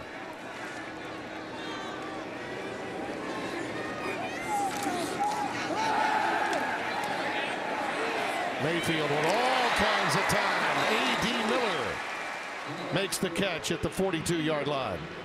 Took a while to develop, and if that's the case, typically it's protection that makes it happen. There you see it.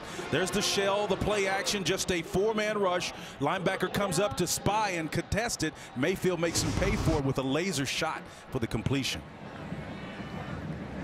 It's been a 1st down fest today. 24 now for Oklahoma. Nice patience. By that you mean Mixon waiting for his block and his avenue to open up. Frankie Davis with the tackle. You're absolutely right, Tim, and it wasn't quite a smoke through a keyhole move, but he waited patiently and sifted back underneath where the least resistance was to get an extra 2 yards. 348 yards passing, 80 rushing for Mayfield. That's a day's work in 2.5 quarters. Mixon the lone setback. Deron Neal reels it in just inside the 30. That was a tough pass thrown a little behind him, and he was going to get popped, and he was by Kerwin Thomas, number 2. It was trips right into the boundary here again. That's the route he's going to look on the out cut. Excellent job of navigating with the little space outside that hash. That's tough navigating in that contracted area. So from the 24, it's 1st and 10.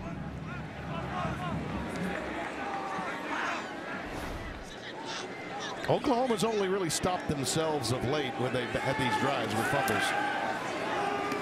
There haven't been many stops by Tulsa's defense, and here's Baxter.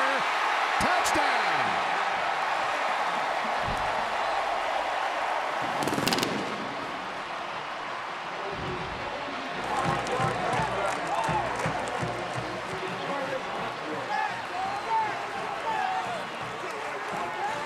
Love the play selection on that one. Beating Jordan Mitchell on that play, coming back to the wide side of the field. This is what the matchups are all about. Getting the ball to Baxter and other great elite athletes in space, trying to make a play, winning the one-on-one matchups. Seibert's extra point makes it a 14-point game. In that drive, they found A.D. Miller once. They found Baxter once. And they're once again in the end zone. Oh, the Baker did it again. We'll be back.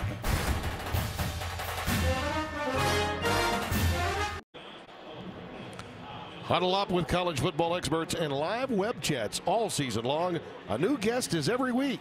The Edward Jones College Football Huddle on foxsports.com. Stuart Mandel and his friend and colleague Bruce Feldman with us today. Very busy with that. All of the work that they do as insiders following this great game. Tulsa now trailing by 2 touchdowns as the Sooners get back in on the touchdown pass of 29 yards to Baker. Hudson will kick it away. Bishop Louis back deep for the Golden Hurricane.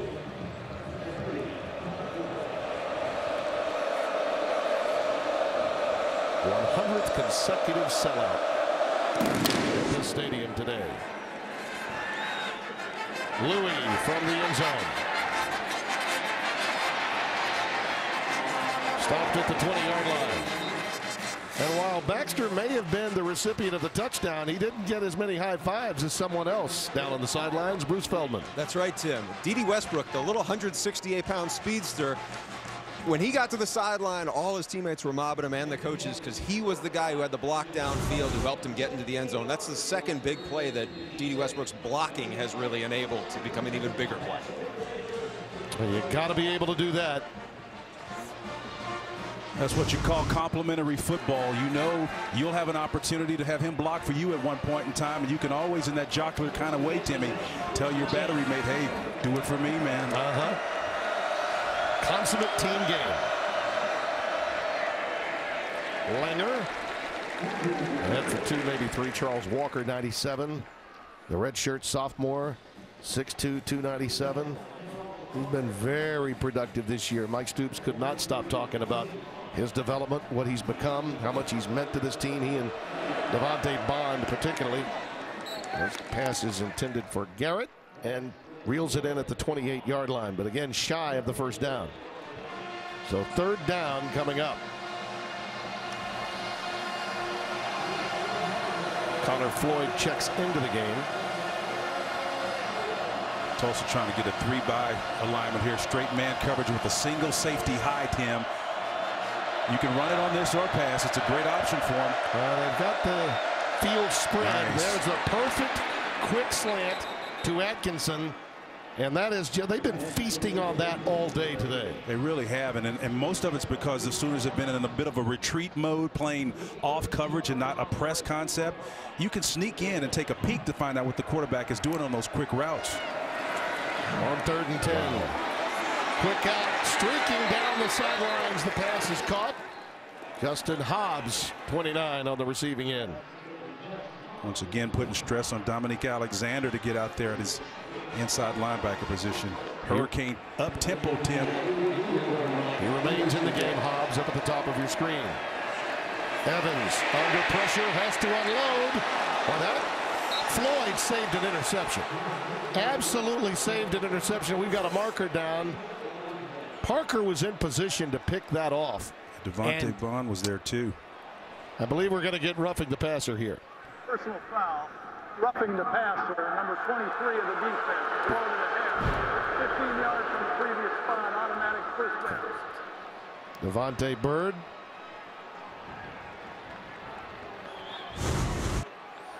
Number 23, Devontae Bond coming off the edge there. 6'1", 238-pound senior putting pressure, man. I don't know. I don't know if we agree with that one, but I mean, it looked a little worse than it really was. A nice acting job by Evans inducing the flag. I'm with you, Spencer. I didn't like that call. 1st and 10 with the ball at the 28. Again, they go wide receiver screen to Atkinson. That's like an automatic 5 or 6 anytime. They can run that little play or the quick slant to him, and it's there. And Bonassor and Dominic Alexander collaborate on the stop. I can tell you, Philip Montgomery is absolutely fearless. Now that Sooners have moved out of it, a straight pure man on the boundary by the numbers rather to the field. That last play, they had a safety over the top and still threw it for the same time, outnumbered by one man. Going fade for Floyd. Just brilliant. You know, Evans would love to have that one back. He overshot it just a bit, intended for Floyd, and he had 2 steps on Ahmad Thomas. Ahmad Thomas is a big, strong, strapping guy back there at strong safety. He got a hand on him, and it slowed him down just a little, just enough for the incompletion. 3rd and 6. I think the thing that's concerning with Thomas, for example, you've got a junior back there, and again, they were relatively young last year, but the year more experience, you don't expect that to happen, Timmy.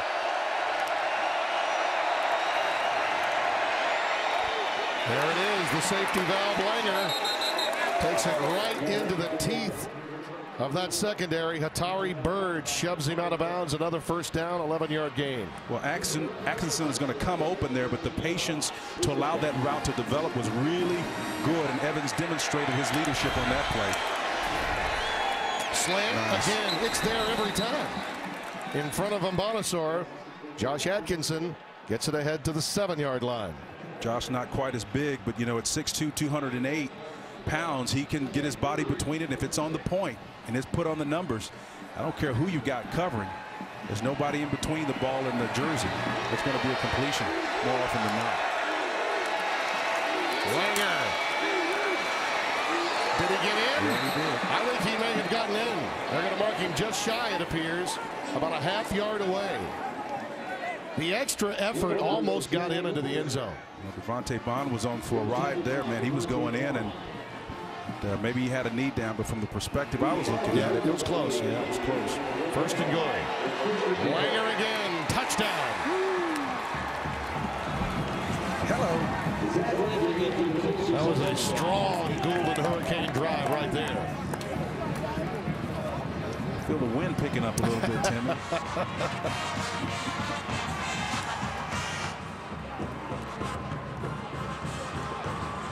First points given up by the Oklahoma defense in the 2nd half this year.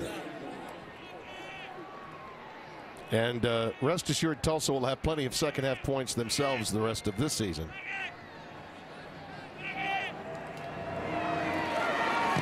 The American Athletic Conference can be awfully proud of the performance of one of their teams today. Hanging tough. Baylor Light, huh? Playing with the heavy hitters today.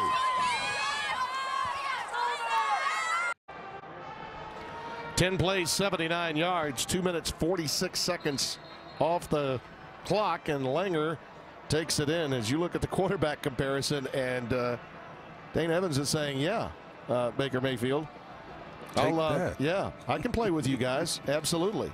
I mean, the difference is negligible. And again, I think what that speaks to is the competency of the quarterback, but also where we are in the landscape of college football, the system. This is basically Baylor with different athletes. Sure it is. And as it turns out, a couple of these wide receivers are elite. And the other thing that comes with it is it puts the defensive coordinators in a dilemma to go primarily with nickel coverage as their base defense, which in effect has put one of the best defensive players, Eric Stryker, as a non-factor in this game. Great observation, Tim. It makes a big difference if you can't have your best athletes on the field. Ross with the return. Right ahead to the 28-yard line. Well, sophomore Samaje Perine already has one NCAA record. A year ago against Kansas, he rushed for 427 yards, breaking Melvin Gordon's one-week-old single-game record. In addition to his 427, he found the end zone 5 times on a rainy day. Well, They came out here this second half, did the Sooners, trying to establish that run game. We'll see as Joe Washington gives them a hug there if they give a chance to continue to establish it or try to stick with this offense wide open and air it out a little bit more. I remember Joe on a rainy night in New England having a similar kind of game for the Colts back in the day. Mayfield, his maneuverability is an ally, but that time Trent Martin was able to make the shoelace tackle at the 25-yard line. And that was the adjustment made in the second half. Martin down out of that linebacker position, playing more like a spy technique, and number 40 just wraps him up that way. That's his sole responsibility on a broken play. Just don't let Baker Mayfield hurt you downfield with his legs. Second down and 11. That's the third sack given up by Oklahoma. Mayfield. With room, that's Deron Neal for a first down. Out ahead to the 38-yard line. Kerwin Thomas making the stop. Got to give him some room. All those guys can get past you. Bill Young, the defensive coordinator, just trying to keep the Sooners in front of his defense. Bubble screen to Neal. What did I say about staying in front? He almost got behind them off that quick wide receiver screen. Yeah, a lot of bodies in that narrow space over there. The picks naturally occur, and if you can get open and get a one-on-one matchup, you can break a few. Colton Schindler saved the touchdown, 85 for Tulsa. Twin into the boundaries again, another opportunity. See if they come to the wide side of the field though this time. Marking at the 46. Yep, they do. And a cutback by P. Ryan. To the 42-yard line, Derek Lutjen, 99, one of the leaders of this team. 117 tackles for loss in his incredible career. 27th start in 40 games played for number 99. Second down and 8. Mixon and Daniel Brooks now in the backfield.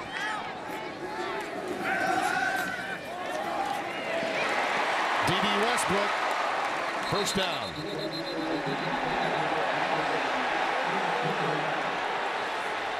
Crowd responding to the tackle that was made by Roderick Umblance, thinking that perhaps that should not have happened with the ball out of play. Sometimes the defenders are really unaware of where they are on the field. He quickly hustles out of there. Yeah. Westbrook doing a fine job of catching the ball and getting yardage after the catch. 5 catches, 81 yards for Westbrook so far. He's a very mature kid out of Blinn College with Cam Newton. Came before he went to Auburn. And a sit-down curl to Joe Mixon to the 19-yard line of Tulsa. You know, I like to see them do something with Mixon where they can get the ball in his hands on the move, even as opposed to a check down. Mayfield. Like having an extra option when you've got a quarterback that can maneuver like that. Martin and Schindler combine on the stop. But it does net a first down.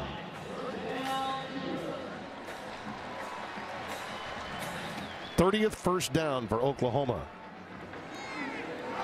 Stretch. P. Ryan takes it to the 17, maybe the 16-yard line. You know, Tim, there's a narrative that's kind of emerging here. And again, it's the difficulty of trying to take two disparate systems, a 4-wide spread or an air raid, versus the run-heavy approach that this offense was last year. It's not the easiest thing in the world to do. Yeah. And I think that's what the Sooners are really struggling with here today. Well, it's part of the transition that you have to make when you've got personnel for one offense and you bring in another. 2nd and 8. Oh, look out. Mayfield. Look at him create space. What a pass. That's Andrews. That's a touchdown.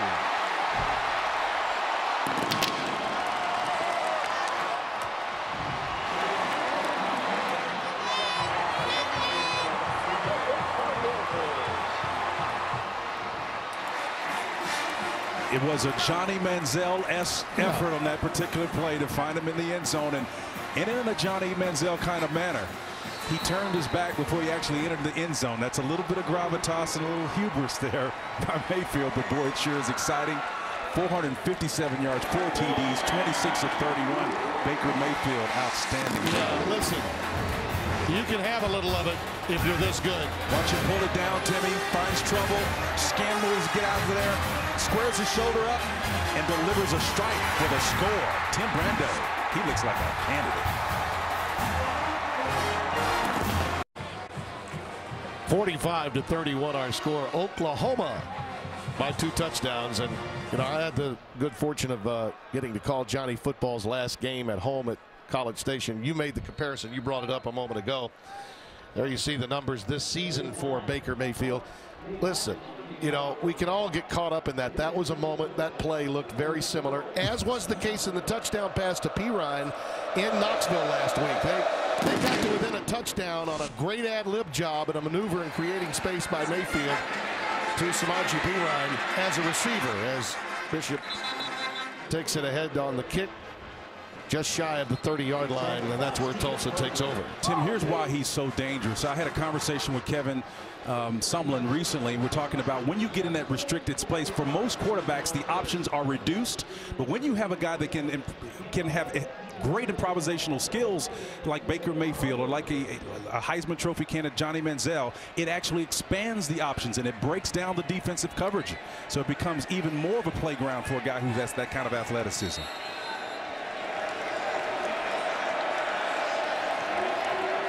Langer, the lone setback.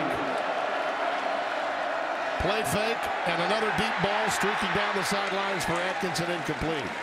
I made mention a moment ago of Eric Stryker really being negated to some extent by nickel coverage becoming the base defense of Oklahoma. Is that something Mike Stoops addressed with us yesterday? And that is a real dilemma.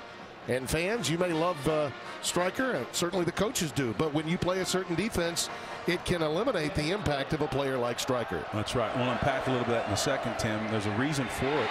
Langer, tough run. Past the 40, that's a first down. Stryker makes the stop, a 13-yard pickup as we come towards the end of the quarter. You need a presence of Stryker on a play like that where it's tough yardage inside, but the matchup problem becomes when you need him in coverage. There goes Evans, and he slides down shy of the 50 with 11 seconds remaining in the third quarter. I mean, basically what it's done is it's meant Stryker can play on first down, and that's about it. Langer off a 13-yard run a moment ago, stopped at the line of scrimmage. Understanding the subtleties of what formation can do to impact the game. That's what we have today. The game's changed. Everybody's got to adjust. Coaches, players, even announce crews. We'll be right back.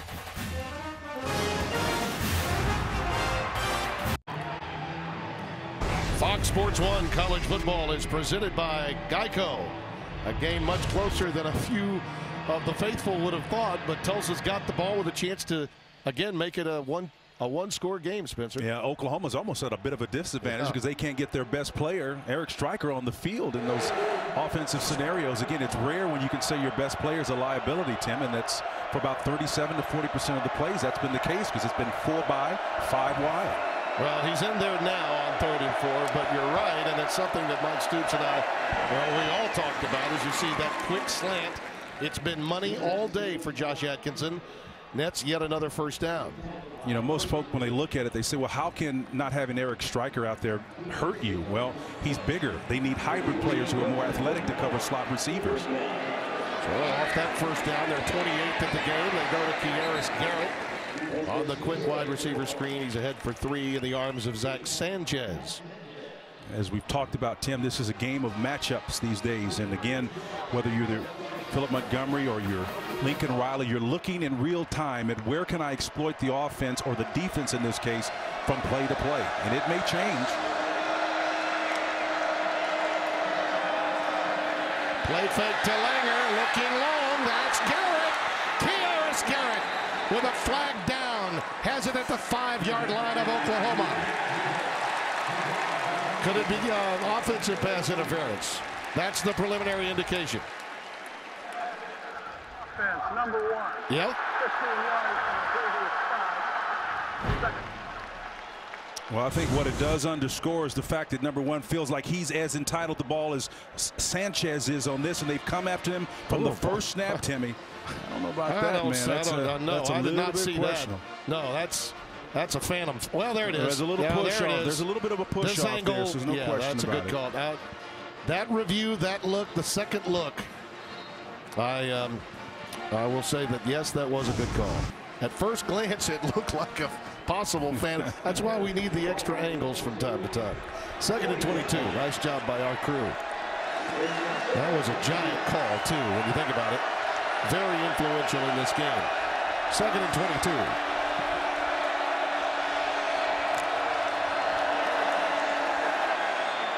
Out pattern to Connor Floyd. Wrapped up immediately by Parker. He's been very active today. You know it means a lot to him. He's from Tulsa.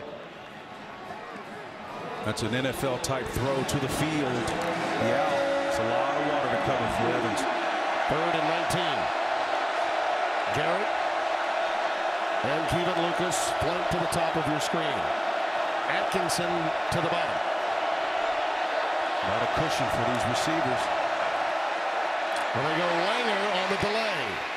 And he gets it to the 49-yard line. Still about 13 yards shy of a first down. Dominic Alexander with the stop. Well, the soft coverage that the Sooners are giving this Golden Hurricane lineup is really intriguing to me. It's going to give you the opportunity not to get beat deep, but you're going to get gashed. And maybe this speaks to the point of what Mike was talking about yesterday. We almost have to get to the point where we have to redefine what constitutes good defense anymore. So, you know, I hear it from fans all the time. How can they be that good? They gave up 475 yards of offense. Well, that's the new normal, man. It's the new normal. Absolutely. It's like a quarterback throwing for 300 used to be a big deal. No more. It's got to be 450, approaching 5 for it to be that big of a deal. Sterling Shepard with the fair catch. So the Sooners standing up and gathering momentum against the Golden Hurricane with 12 and a half left. 45-31. Oklahoma with the lead. And Spencer, who do you have in your Nissan Heisman watch for this week? Well, don't hurt me, partner, but I'm affinity for the running backs, and I like Derrick Henry. And he's a scoring machine. He's got 6 touchdowns already. And the beautiful thing I like about what Nick is doing with him, he's preserving him down the stretch. I think Cody Kessler in the end, because of the strong supporting cast he has, ultimately is going to work his way back up in there. I think he could have gone with a 4th and added Leonard Fournette, but he's only played 1 game. One-dimensional team. Yeah, you're right. But that means he's got to do more than maybe Derrick Henry does to get his yards. Perine and Mixon in the backfield. Mayfield's toss is caught underneath to Mixon.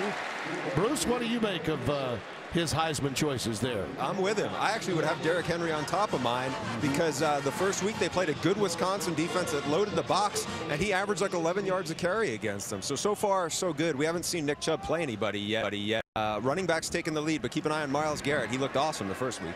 Something to think about with 12 and counting left in this game. Could be seeing a record-setting performance here by Mayfield as he gets it to Mixon. In case you're wondering, most passing yards in a game set by, oh, by the way, a Mike Leach quarterback, Connor Halliday of Washington State, 734 back on October the 4th of 2014. And Leach's protege, Lincoln Riley, may be setting up Baker Mayfield for a run at that number before the day is done. He's got 462 now.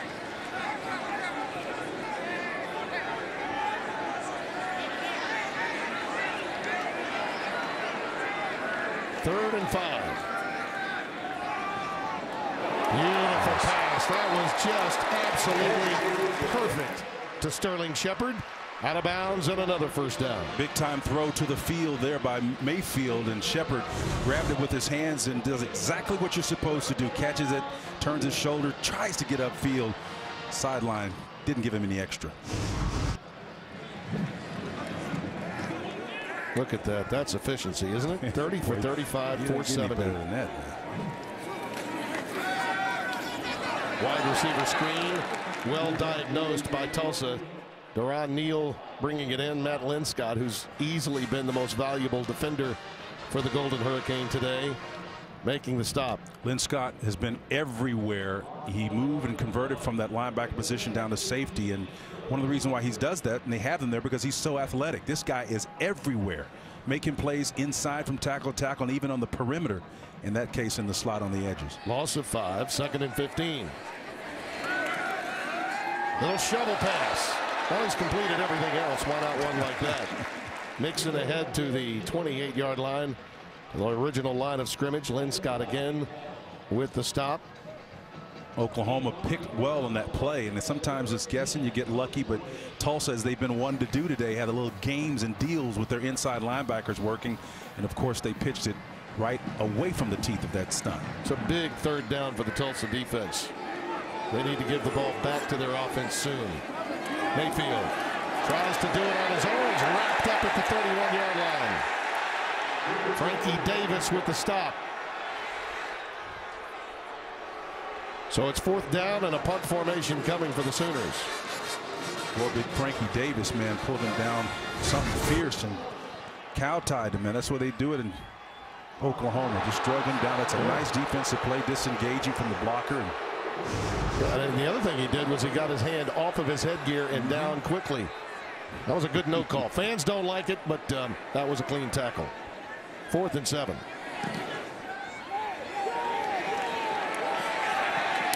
Well, you recall the way the first half ended for Tulsa. They were down by 21. They cut it to 7. That was a 54-yard boot. Did the Golden Hurricane come into the area known as Tornado Alley and rattle some chains in the remaining 9+? Stay tuned.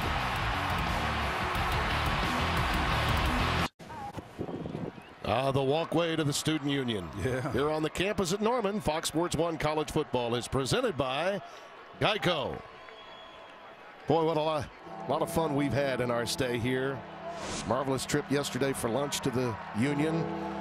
Gracious hosts here in Norman. Joe Castiglione, one of my favorite athletic directors. He and David Bourne and that man, Bob Stoops, have been together as president, athletic director, and head coach the entire time. You couldn't say that about a lot of Division I universities. D'Angelo Brewer, the lone setback for Tulsa. That's a quick out to Kevin Lucas. And a wild and crazy finish, albeit without a lot of offense, in Columbia. Let's go to this studio now and hear from Jenny Tabb, the Carl's Jr. Thanks, Tim. Number 22, Missouri hosting UConn. The Huskies looking for the upset. Under a minute to play, trying to tie it late with a field goal, but wait, they go for the win. Backup quarterback Tim Boyle is intercepted by Anthony Sherrills, and the Tigers cut out the clock, hold on to win 9-6.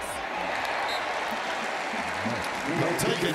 Two-time defending East champions in the SEC. Well, remember, dodging a bullet there. Yeah, well, remember they also lost to Indiana last year. Did that Missouri team. They have their moments. It's an emotional game week after week. I'm sure they're happy to just get out of there with a W. 3rd down and 6 for Tulsa. Gotta believe it's 4-down territory the rest of the way for them, though. No question. Gotta believe that. Cut down the splits. Look at this little safety here high. The slant is wide open for him. Brewer in motion. Pressure two. He's gonna go fade towards Brewer. He doesn't even see the ball. He never saw the ball in flight. Dominic Alexander. Kiaris Garrett was wide open, though. I mean, again, Yep. I understand the notion of wanting to go up top, but man, Does this you'd have had surprise the you? first down. It surprises me that they're going to punt it. I would have thought that they were in 4-down territory the rest of this game. Well, it doesn't really surprise me there because I think they can still move the ball and score. I mean, it's just a matter of picking the right matchup. They've proven they can score. Yeah, well. So, I mean, 832 is an eternity, Tim. I mean, that would be the only argument I would make. And my argument would be it's a little harder when you're down 3 touchdowns than 2. I mean, they really haven't stopped Oklahoma. Oklahoma has stopped themselves, and that's been about it. They'll have good field position when we come back. Stoopsy trying to get past the hangover of a week ago. The NFL on Fox starts tomorrow at 11 a.m. with Fox NFL Kickoff. Join Carissa Thompson. She sits down with DeMarco Murray to find out why he left Big D to sign with the rival Eagles. Then it's Fox NFL Sunday, live from the Emmys red carpet with special guest Andy Samberg dropping by. It all starts tomorrow at 11 a.m. Eastern only on Fox. Samaje Perine in the backfield. He'll tote it off the left-hand side. Gets it out to the 40-yard line, and let's go down to Bruce Feldman. Do we have a numbers watch at work here, Bruce? We do, Tim. In the great history of Oklahoma, with all the fantastic football players they've had, no Sooners ever accounted for 7 touchdowns in a game. Baker Mayfield has 6, and also 550 yards plus offense. Yeah, he could get to that 7th. He could. And that's why you should have gone for it on 4th down, Tulsa. And to the 45-yard line. I mean, they could be putting the exclamation point on this one right here, right now. Again, Timmy, I think it was as much a fact of what they feel offensively they could do as it was Oklahoma scoring.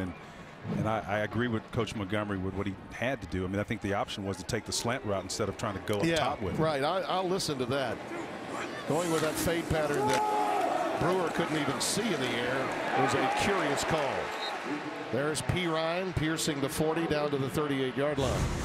But when you're accurate, though, it really matters. The ball just underneath the arm of the defender there, and Mayfield just weaved it right in that little needle, in that eye of the needle for a strike.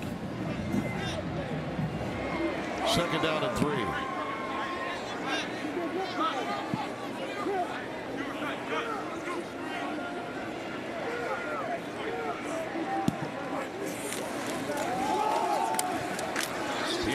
Other than a fumble, it's been a big day for both he and Mixon running the football. Lynn Scott with the tackle. I mentioned going to break a moment ago that Bob Stoops' team was trying to dodge the potential hangover. By that I mean you play against a ranked opponent on the road and get a credibility win. Then you have to come back the next week against a team you're supposed to beat handily, and you play early in the day. I think they've thrived with this full cup of success that they've got going. Sterling Shepard on the receiving end. But this was one of those games you look at it, Spencer.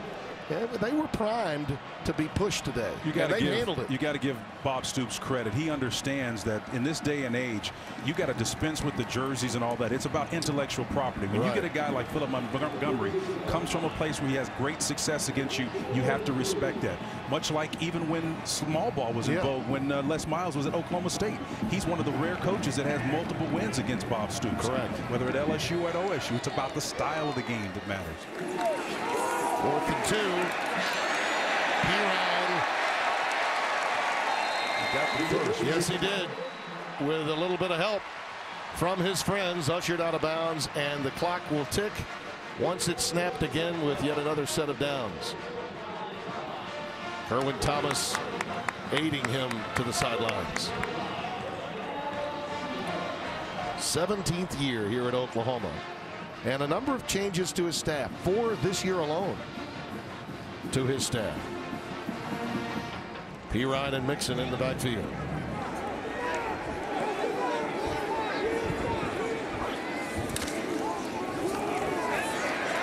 And Samaje inside the 30 to the 26-yard line. The sophomore from Pflugerville. We're getting close to the 4-minute, and this is one of the better, if not the best, 4-minute back in all of college football. Samaje Perine. If you want to protect the lead, this is the guy you're going to roll with.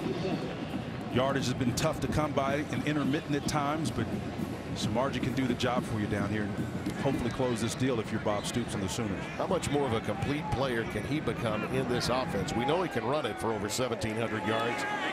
But now in this offense, he's going to have to learn to catch it a bit more. We've got flags down pre-snap. And the irony is Mixon is probably more suited for this offense, kind of like a Kenyon Drake. All-stars offense, number 55, 5-yard penalty, 2nd down. More athletic, perhaps, in better hands. But although Samaje did catch a touchdown pass, that was a big, that was a big time reception there for score. Josiah St. John was the guilty party there. The right tackle, 2nd and 10 coming up. 2nd and 10.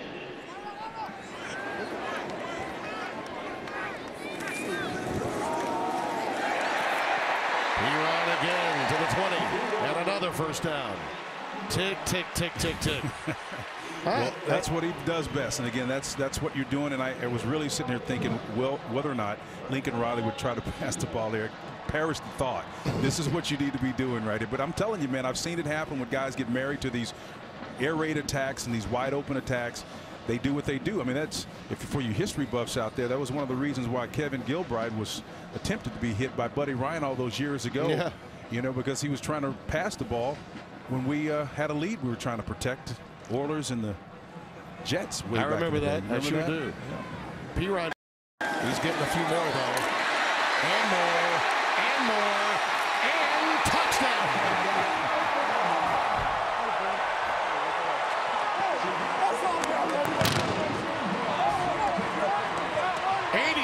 Got to 103 just like that.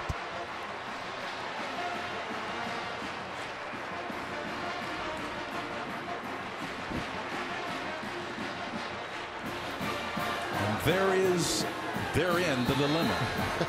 What do you do, Timmy? You have great success running the football and your wide open spread attack, and that's what fans are going to be talking about. I guarantee you after this, they won't understand it. Well, they better, because it's the day and time you're living in. You're playing in a league with Baylor and TCU. You got to score, baby, score. Fast, get a lead. Be comfortable knowing you got a big guy that can get you big yards and put it away.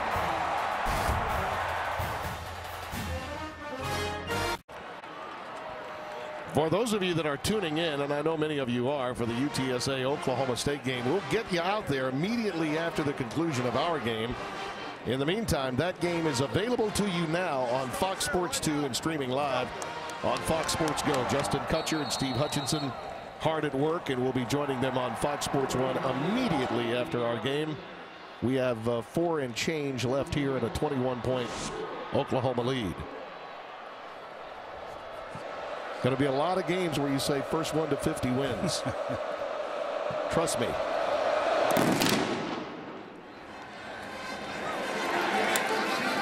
Bishop Louis brings it back. And the Golden Hurricane get it to the 20. And that's where Evans trots out to the field to take over again. Let's go down to Bruce Feldman. Bruce? Hey, Tim, Coach Stoops told us about how coaches are always evolving, and he's done that, even shaking up how his practice schedule is. A lot of teams have basically a soft walkthrough on Friday. He shook it up where basically they are a lot more intense on Friday than they are actually on Thursday. He said he got the idea from Chip Kelly. Chip Kelly said it's studies that have shown with elite athletes in track that they respond better that way. I said, does it work, Bob? He said it showed like it did so far. They had a great fourth quarter at Tennessee, and they've held the team that had almost 400 yards of offense in the first half to about 125 in this half. Taking confusion training to another level again, so much so that impacting scheduling. It's outstanding stuff.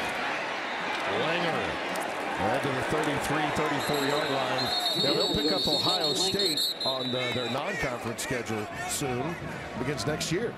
Well, Joe Castiglione was excited about that opportunity and possibility, and going back to the olden days. I remember years ago when Uwe von Schamann kicked a big one here in 78, 79. Yeah. Evans finds his man Kearis Garrett. Well, they have been as advertised, the outstanding wide receivers. Lucas, Garrett, Josh Atkinson, giving these Sooners a workout in their secondary today. Langer's had an incredible day running the football, too, for the Golden Hurricane. It's been more his day than Brewer's. He has 160 yards rushing and a touchdown. Tough back, the kid from Jinx, Oklahoma. Well, Philip Montgomery's Hurricane. Look at this. Wide open touchdown. Kevin Lucas absolutely broke free. Ahmad Thomas wasn't anywhere near him there. And he was at least 6 yards behind him. Tim, that's one of the 3 you keep in your back pocket. I was talking about a minute ago. The stop, the hesitation. Thomas had him already behind the coverage. Great recognition, great route. It was just a go route. Went right past the coverage for a score. This Tulsa team can score, Timmy. They can. I'll give you that. Do they have an onside in them?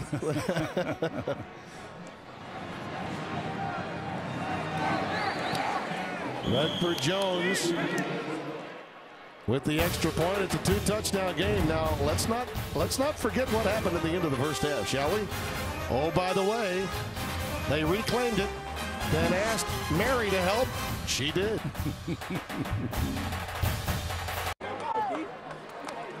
(52-38). Sooners lead. Bruce Feldman is down on the sidelines. He's been very busy today. Spencer Tillman alongside yours truly, Tim Brando. And remember, just the first of so many. That Oklahoma State UTSA game already getting underway on Fox Sports 2. We'll join that in progress here on FS1. Tim, that was a 50-second drive right there. If you're wondering if this game is in the bag right now, I'm telling you, man. I hear you. Preston Summers away. Ross from his 11. Trying to tackle the guy as well as the ball. Let's take a look at this mix-up in their secondary on that last touchdown. We've been talking about what happens in this spread era. It's really all about technique. When you watch it, when it's not executed properly, that's when you get beat. Trying to settle, gets turned around inside out, just stays right on the streak route down the numbers. And again, technique will expose you every single time, Timmy. Thomas was burned, the free safety on that one. Yeah, gonna lose some and win some in this game the way it's played today. And this is a precursor, when you think about it, of a lot of what you'll see later today and tonight in games played everywhere in the college landscape. Perine and Mixon are the setbacks. They're going to continue to pound and ground it here and let the clock continue to tick as Mixon forges ahead to the 31-yard line. Remember, they had to take a timeout, Tulsa did, before a punt very early in the third quarter. So they're down to 2. Well, the Hurricane came in averaging 43.5 points per game. They may not get there today, but one thing is certain. They have the firepower with those 2 great wide receivers and a quarterback, Evans, who's made quality decisions to compete with anybody. I meant to say the timeout was taken to open the third quarter, so they're down to 2. As you see Perine on the play fake, Mayfield keeps it, slides down shy of the 30-yard line. Just wants to continue to keep the clock ticking and force Montgomery to call a timeout, which he does. Smart decision by sliding, keeping the clock running. Remarkable day for the Texas Tech transfer. He's been absolutely as versatile as any quarterback I've seen this year. He's a consummate leader. Again, able to create when he needs to get the ball in his playmaker's hand. He does that, whether they're running backs in a slot alignment or wide. When he needs to take it in himself, he can do it. Does a tremendous job of putting the ball right on the mark to his tight end / Y guy. And then when I need to get it back to my playmakers at the wideout position, he can do that. Shepard and company also helped him along the way, Timmy. And when he needed to, Baker Mayfield showed you I can pull up and still throw a dart. Oh, yeah, well, there's so many to turn to. Meads played today. Westbrook, you saw the Jarvis Baxter touchdown. I mean, the receivers targeted off the charts. Yeah, Westbrook especially, had a great day after a couple of drops against Tennessee. And he's a guy that's been around, junior college transfer. He's a father of 2. This is a big third down conversion. Well, that's a false start by Oklahoma. That's 75. Samia that's going to be guilty here. Drew Samia. Yep, Samia. That's the first time that he's been tagged. And again, part of that makeshift front affected by the loss of Ty Darlington today, the starting center. They hope to get him back for their next game. Here's Perine. Doing so much on his own. I think he got the first down. I think the extra effort got him the first down. Well, Tulsa was warming up to get another crack at the football, and it doesn't appear that they'll get it. Got a little bit lax in the inside to Tulsa in their run defense, and these guys are worn down. And again, one of the best 4-down backs, 4-minute backs in the game. Perine doing a number on the Hurricane back end.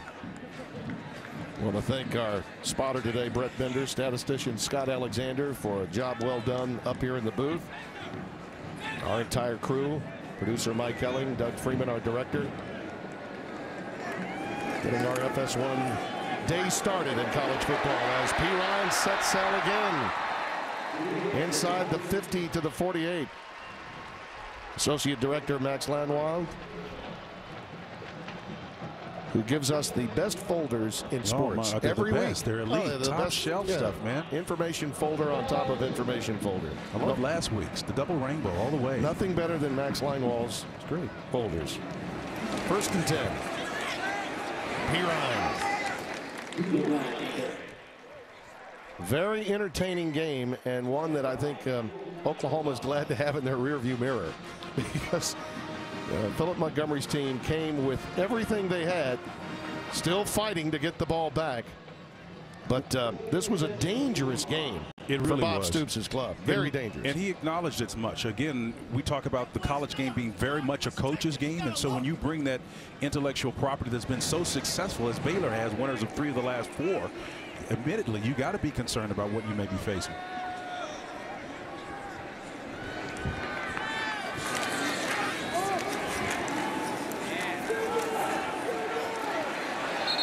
Pirine just won't go down. The Dr. Pepper one-of-a-kind play of the game. How about this one, Spencer? Well, it's a great job of mobility, ability to escape, find a man in the end zone again. One looking a lot like Johnny Manziel. I have to tell you, man, that great improvisational skill served him well. Before he threw the ball, it was almost like a three-point shooter, Steph Curry, with a step-back three. Kind of a step-back three. I'll three you, then see you. Yeah, well, he didn't have to worry about putting it through a net or any iron, but trust me, the right arm kind today to that man. Well, the thing about it is once he reacts, you've got to respond to what he's doing. And so if you're a linebacker, you move forward. If any coverage is over the top or developing routes, they're going to come open. It's about spacing.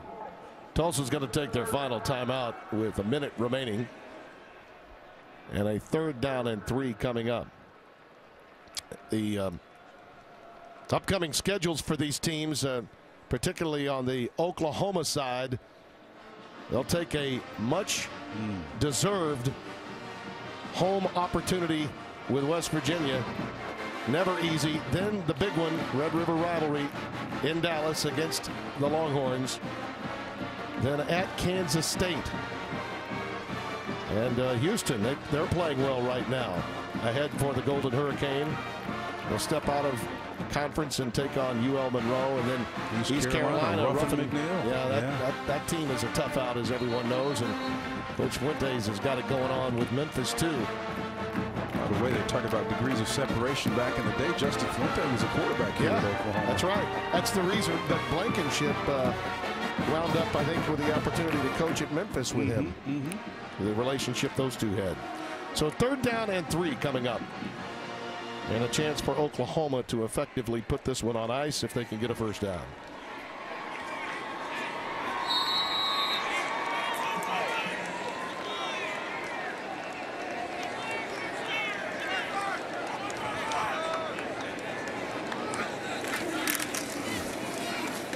Pirine. Looks like he's got it. That should do it.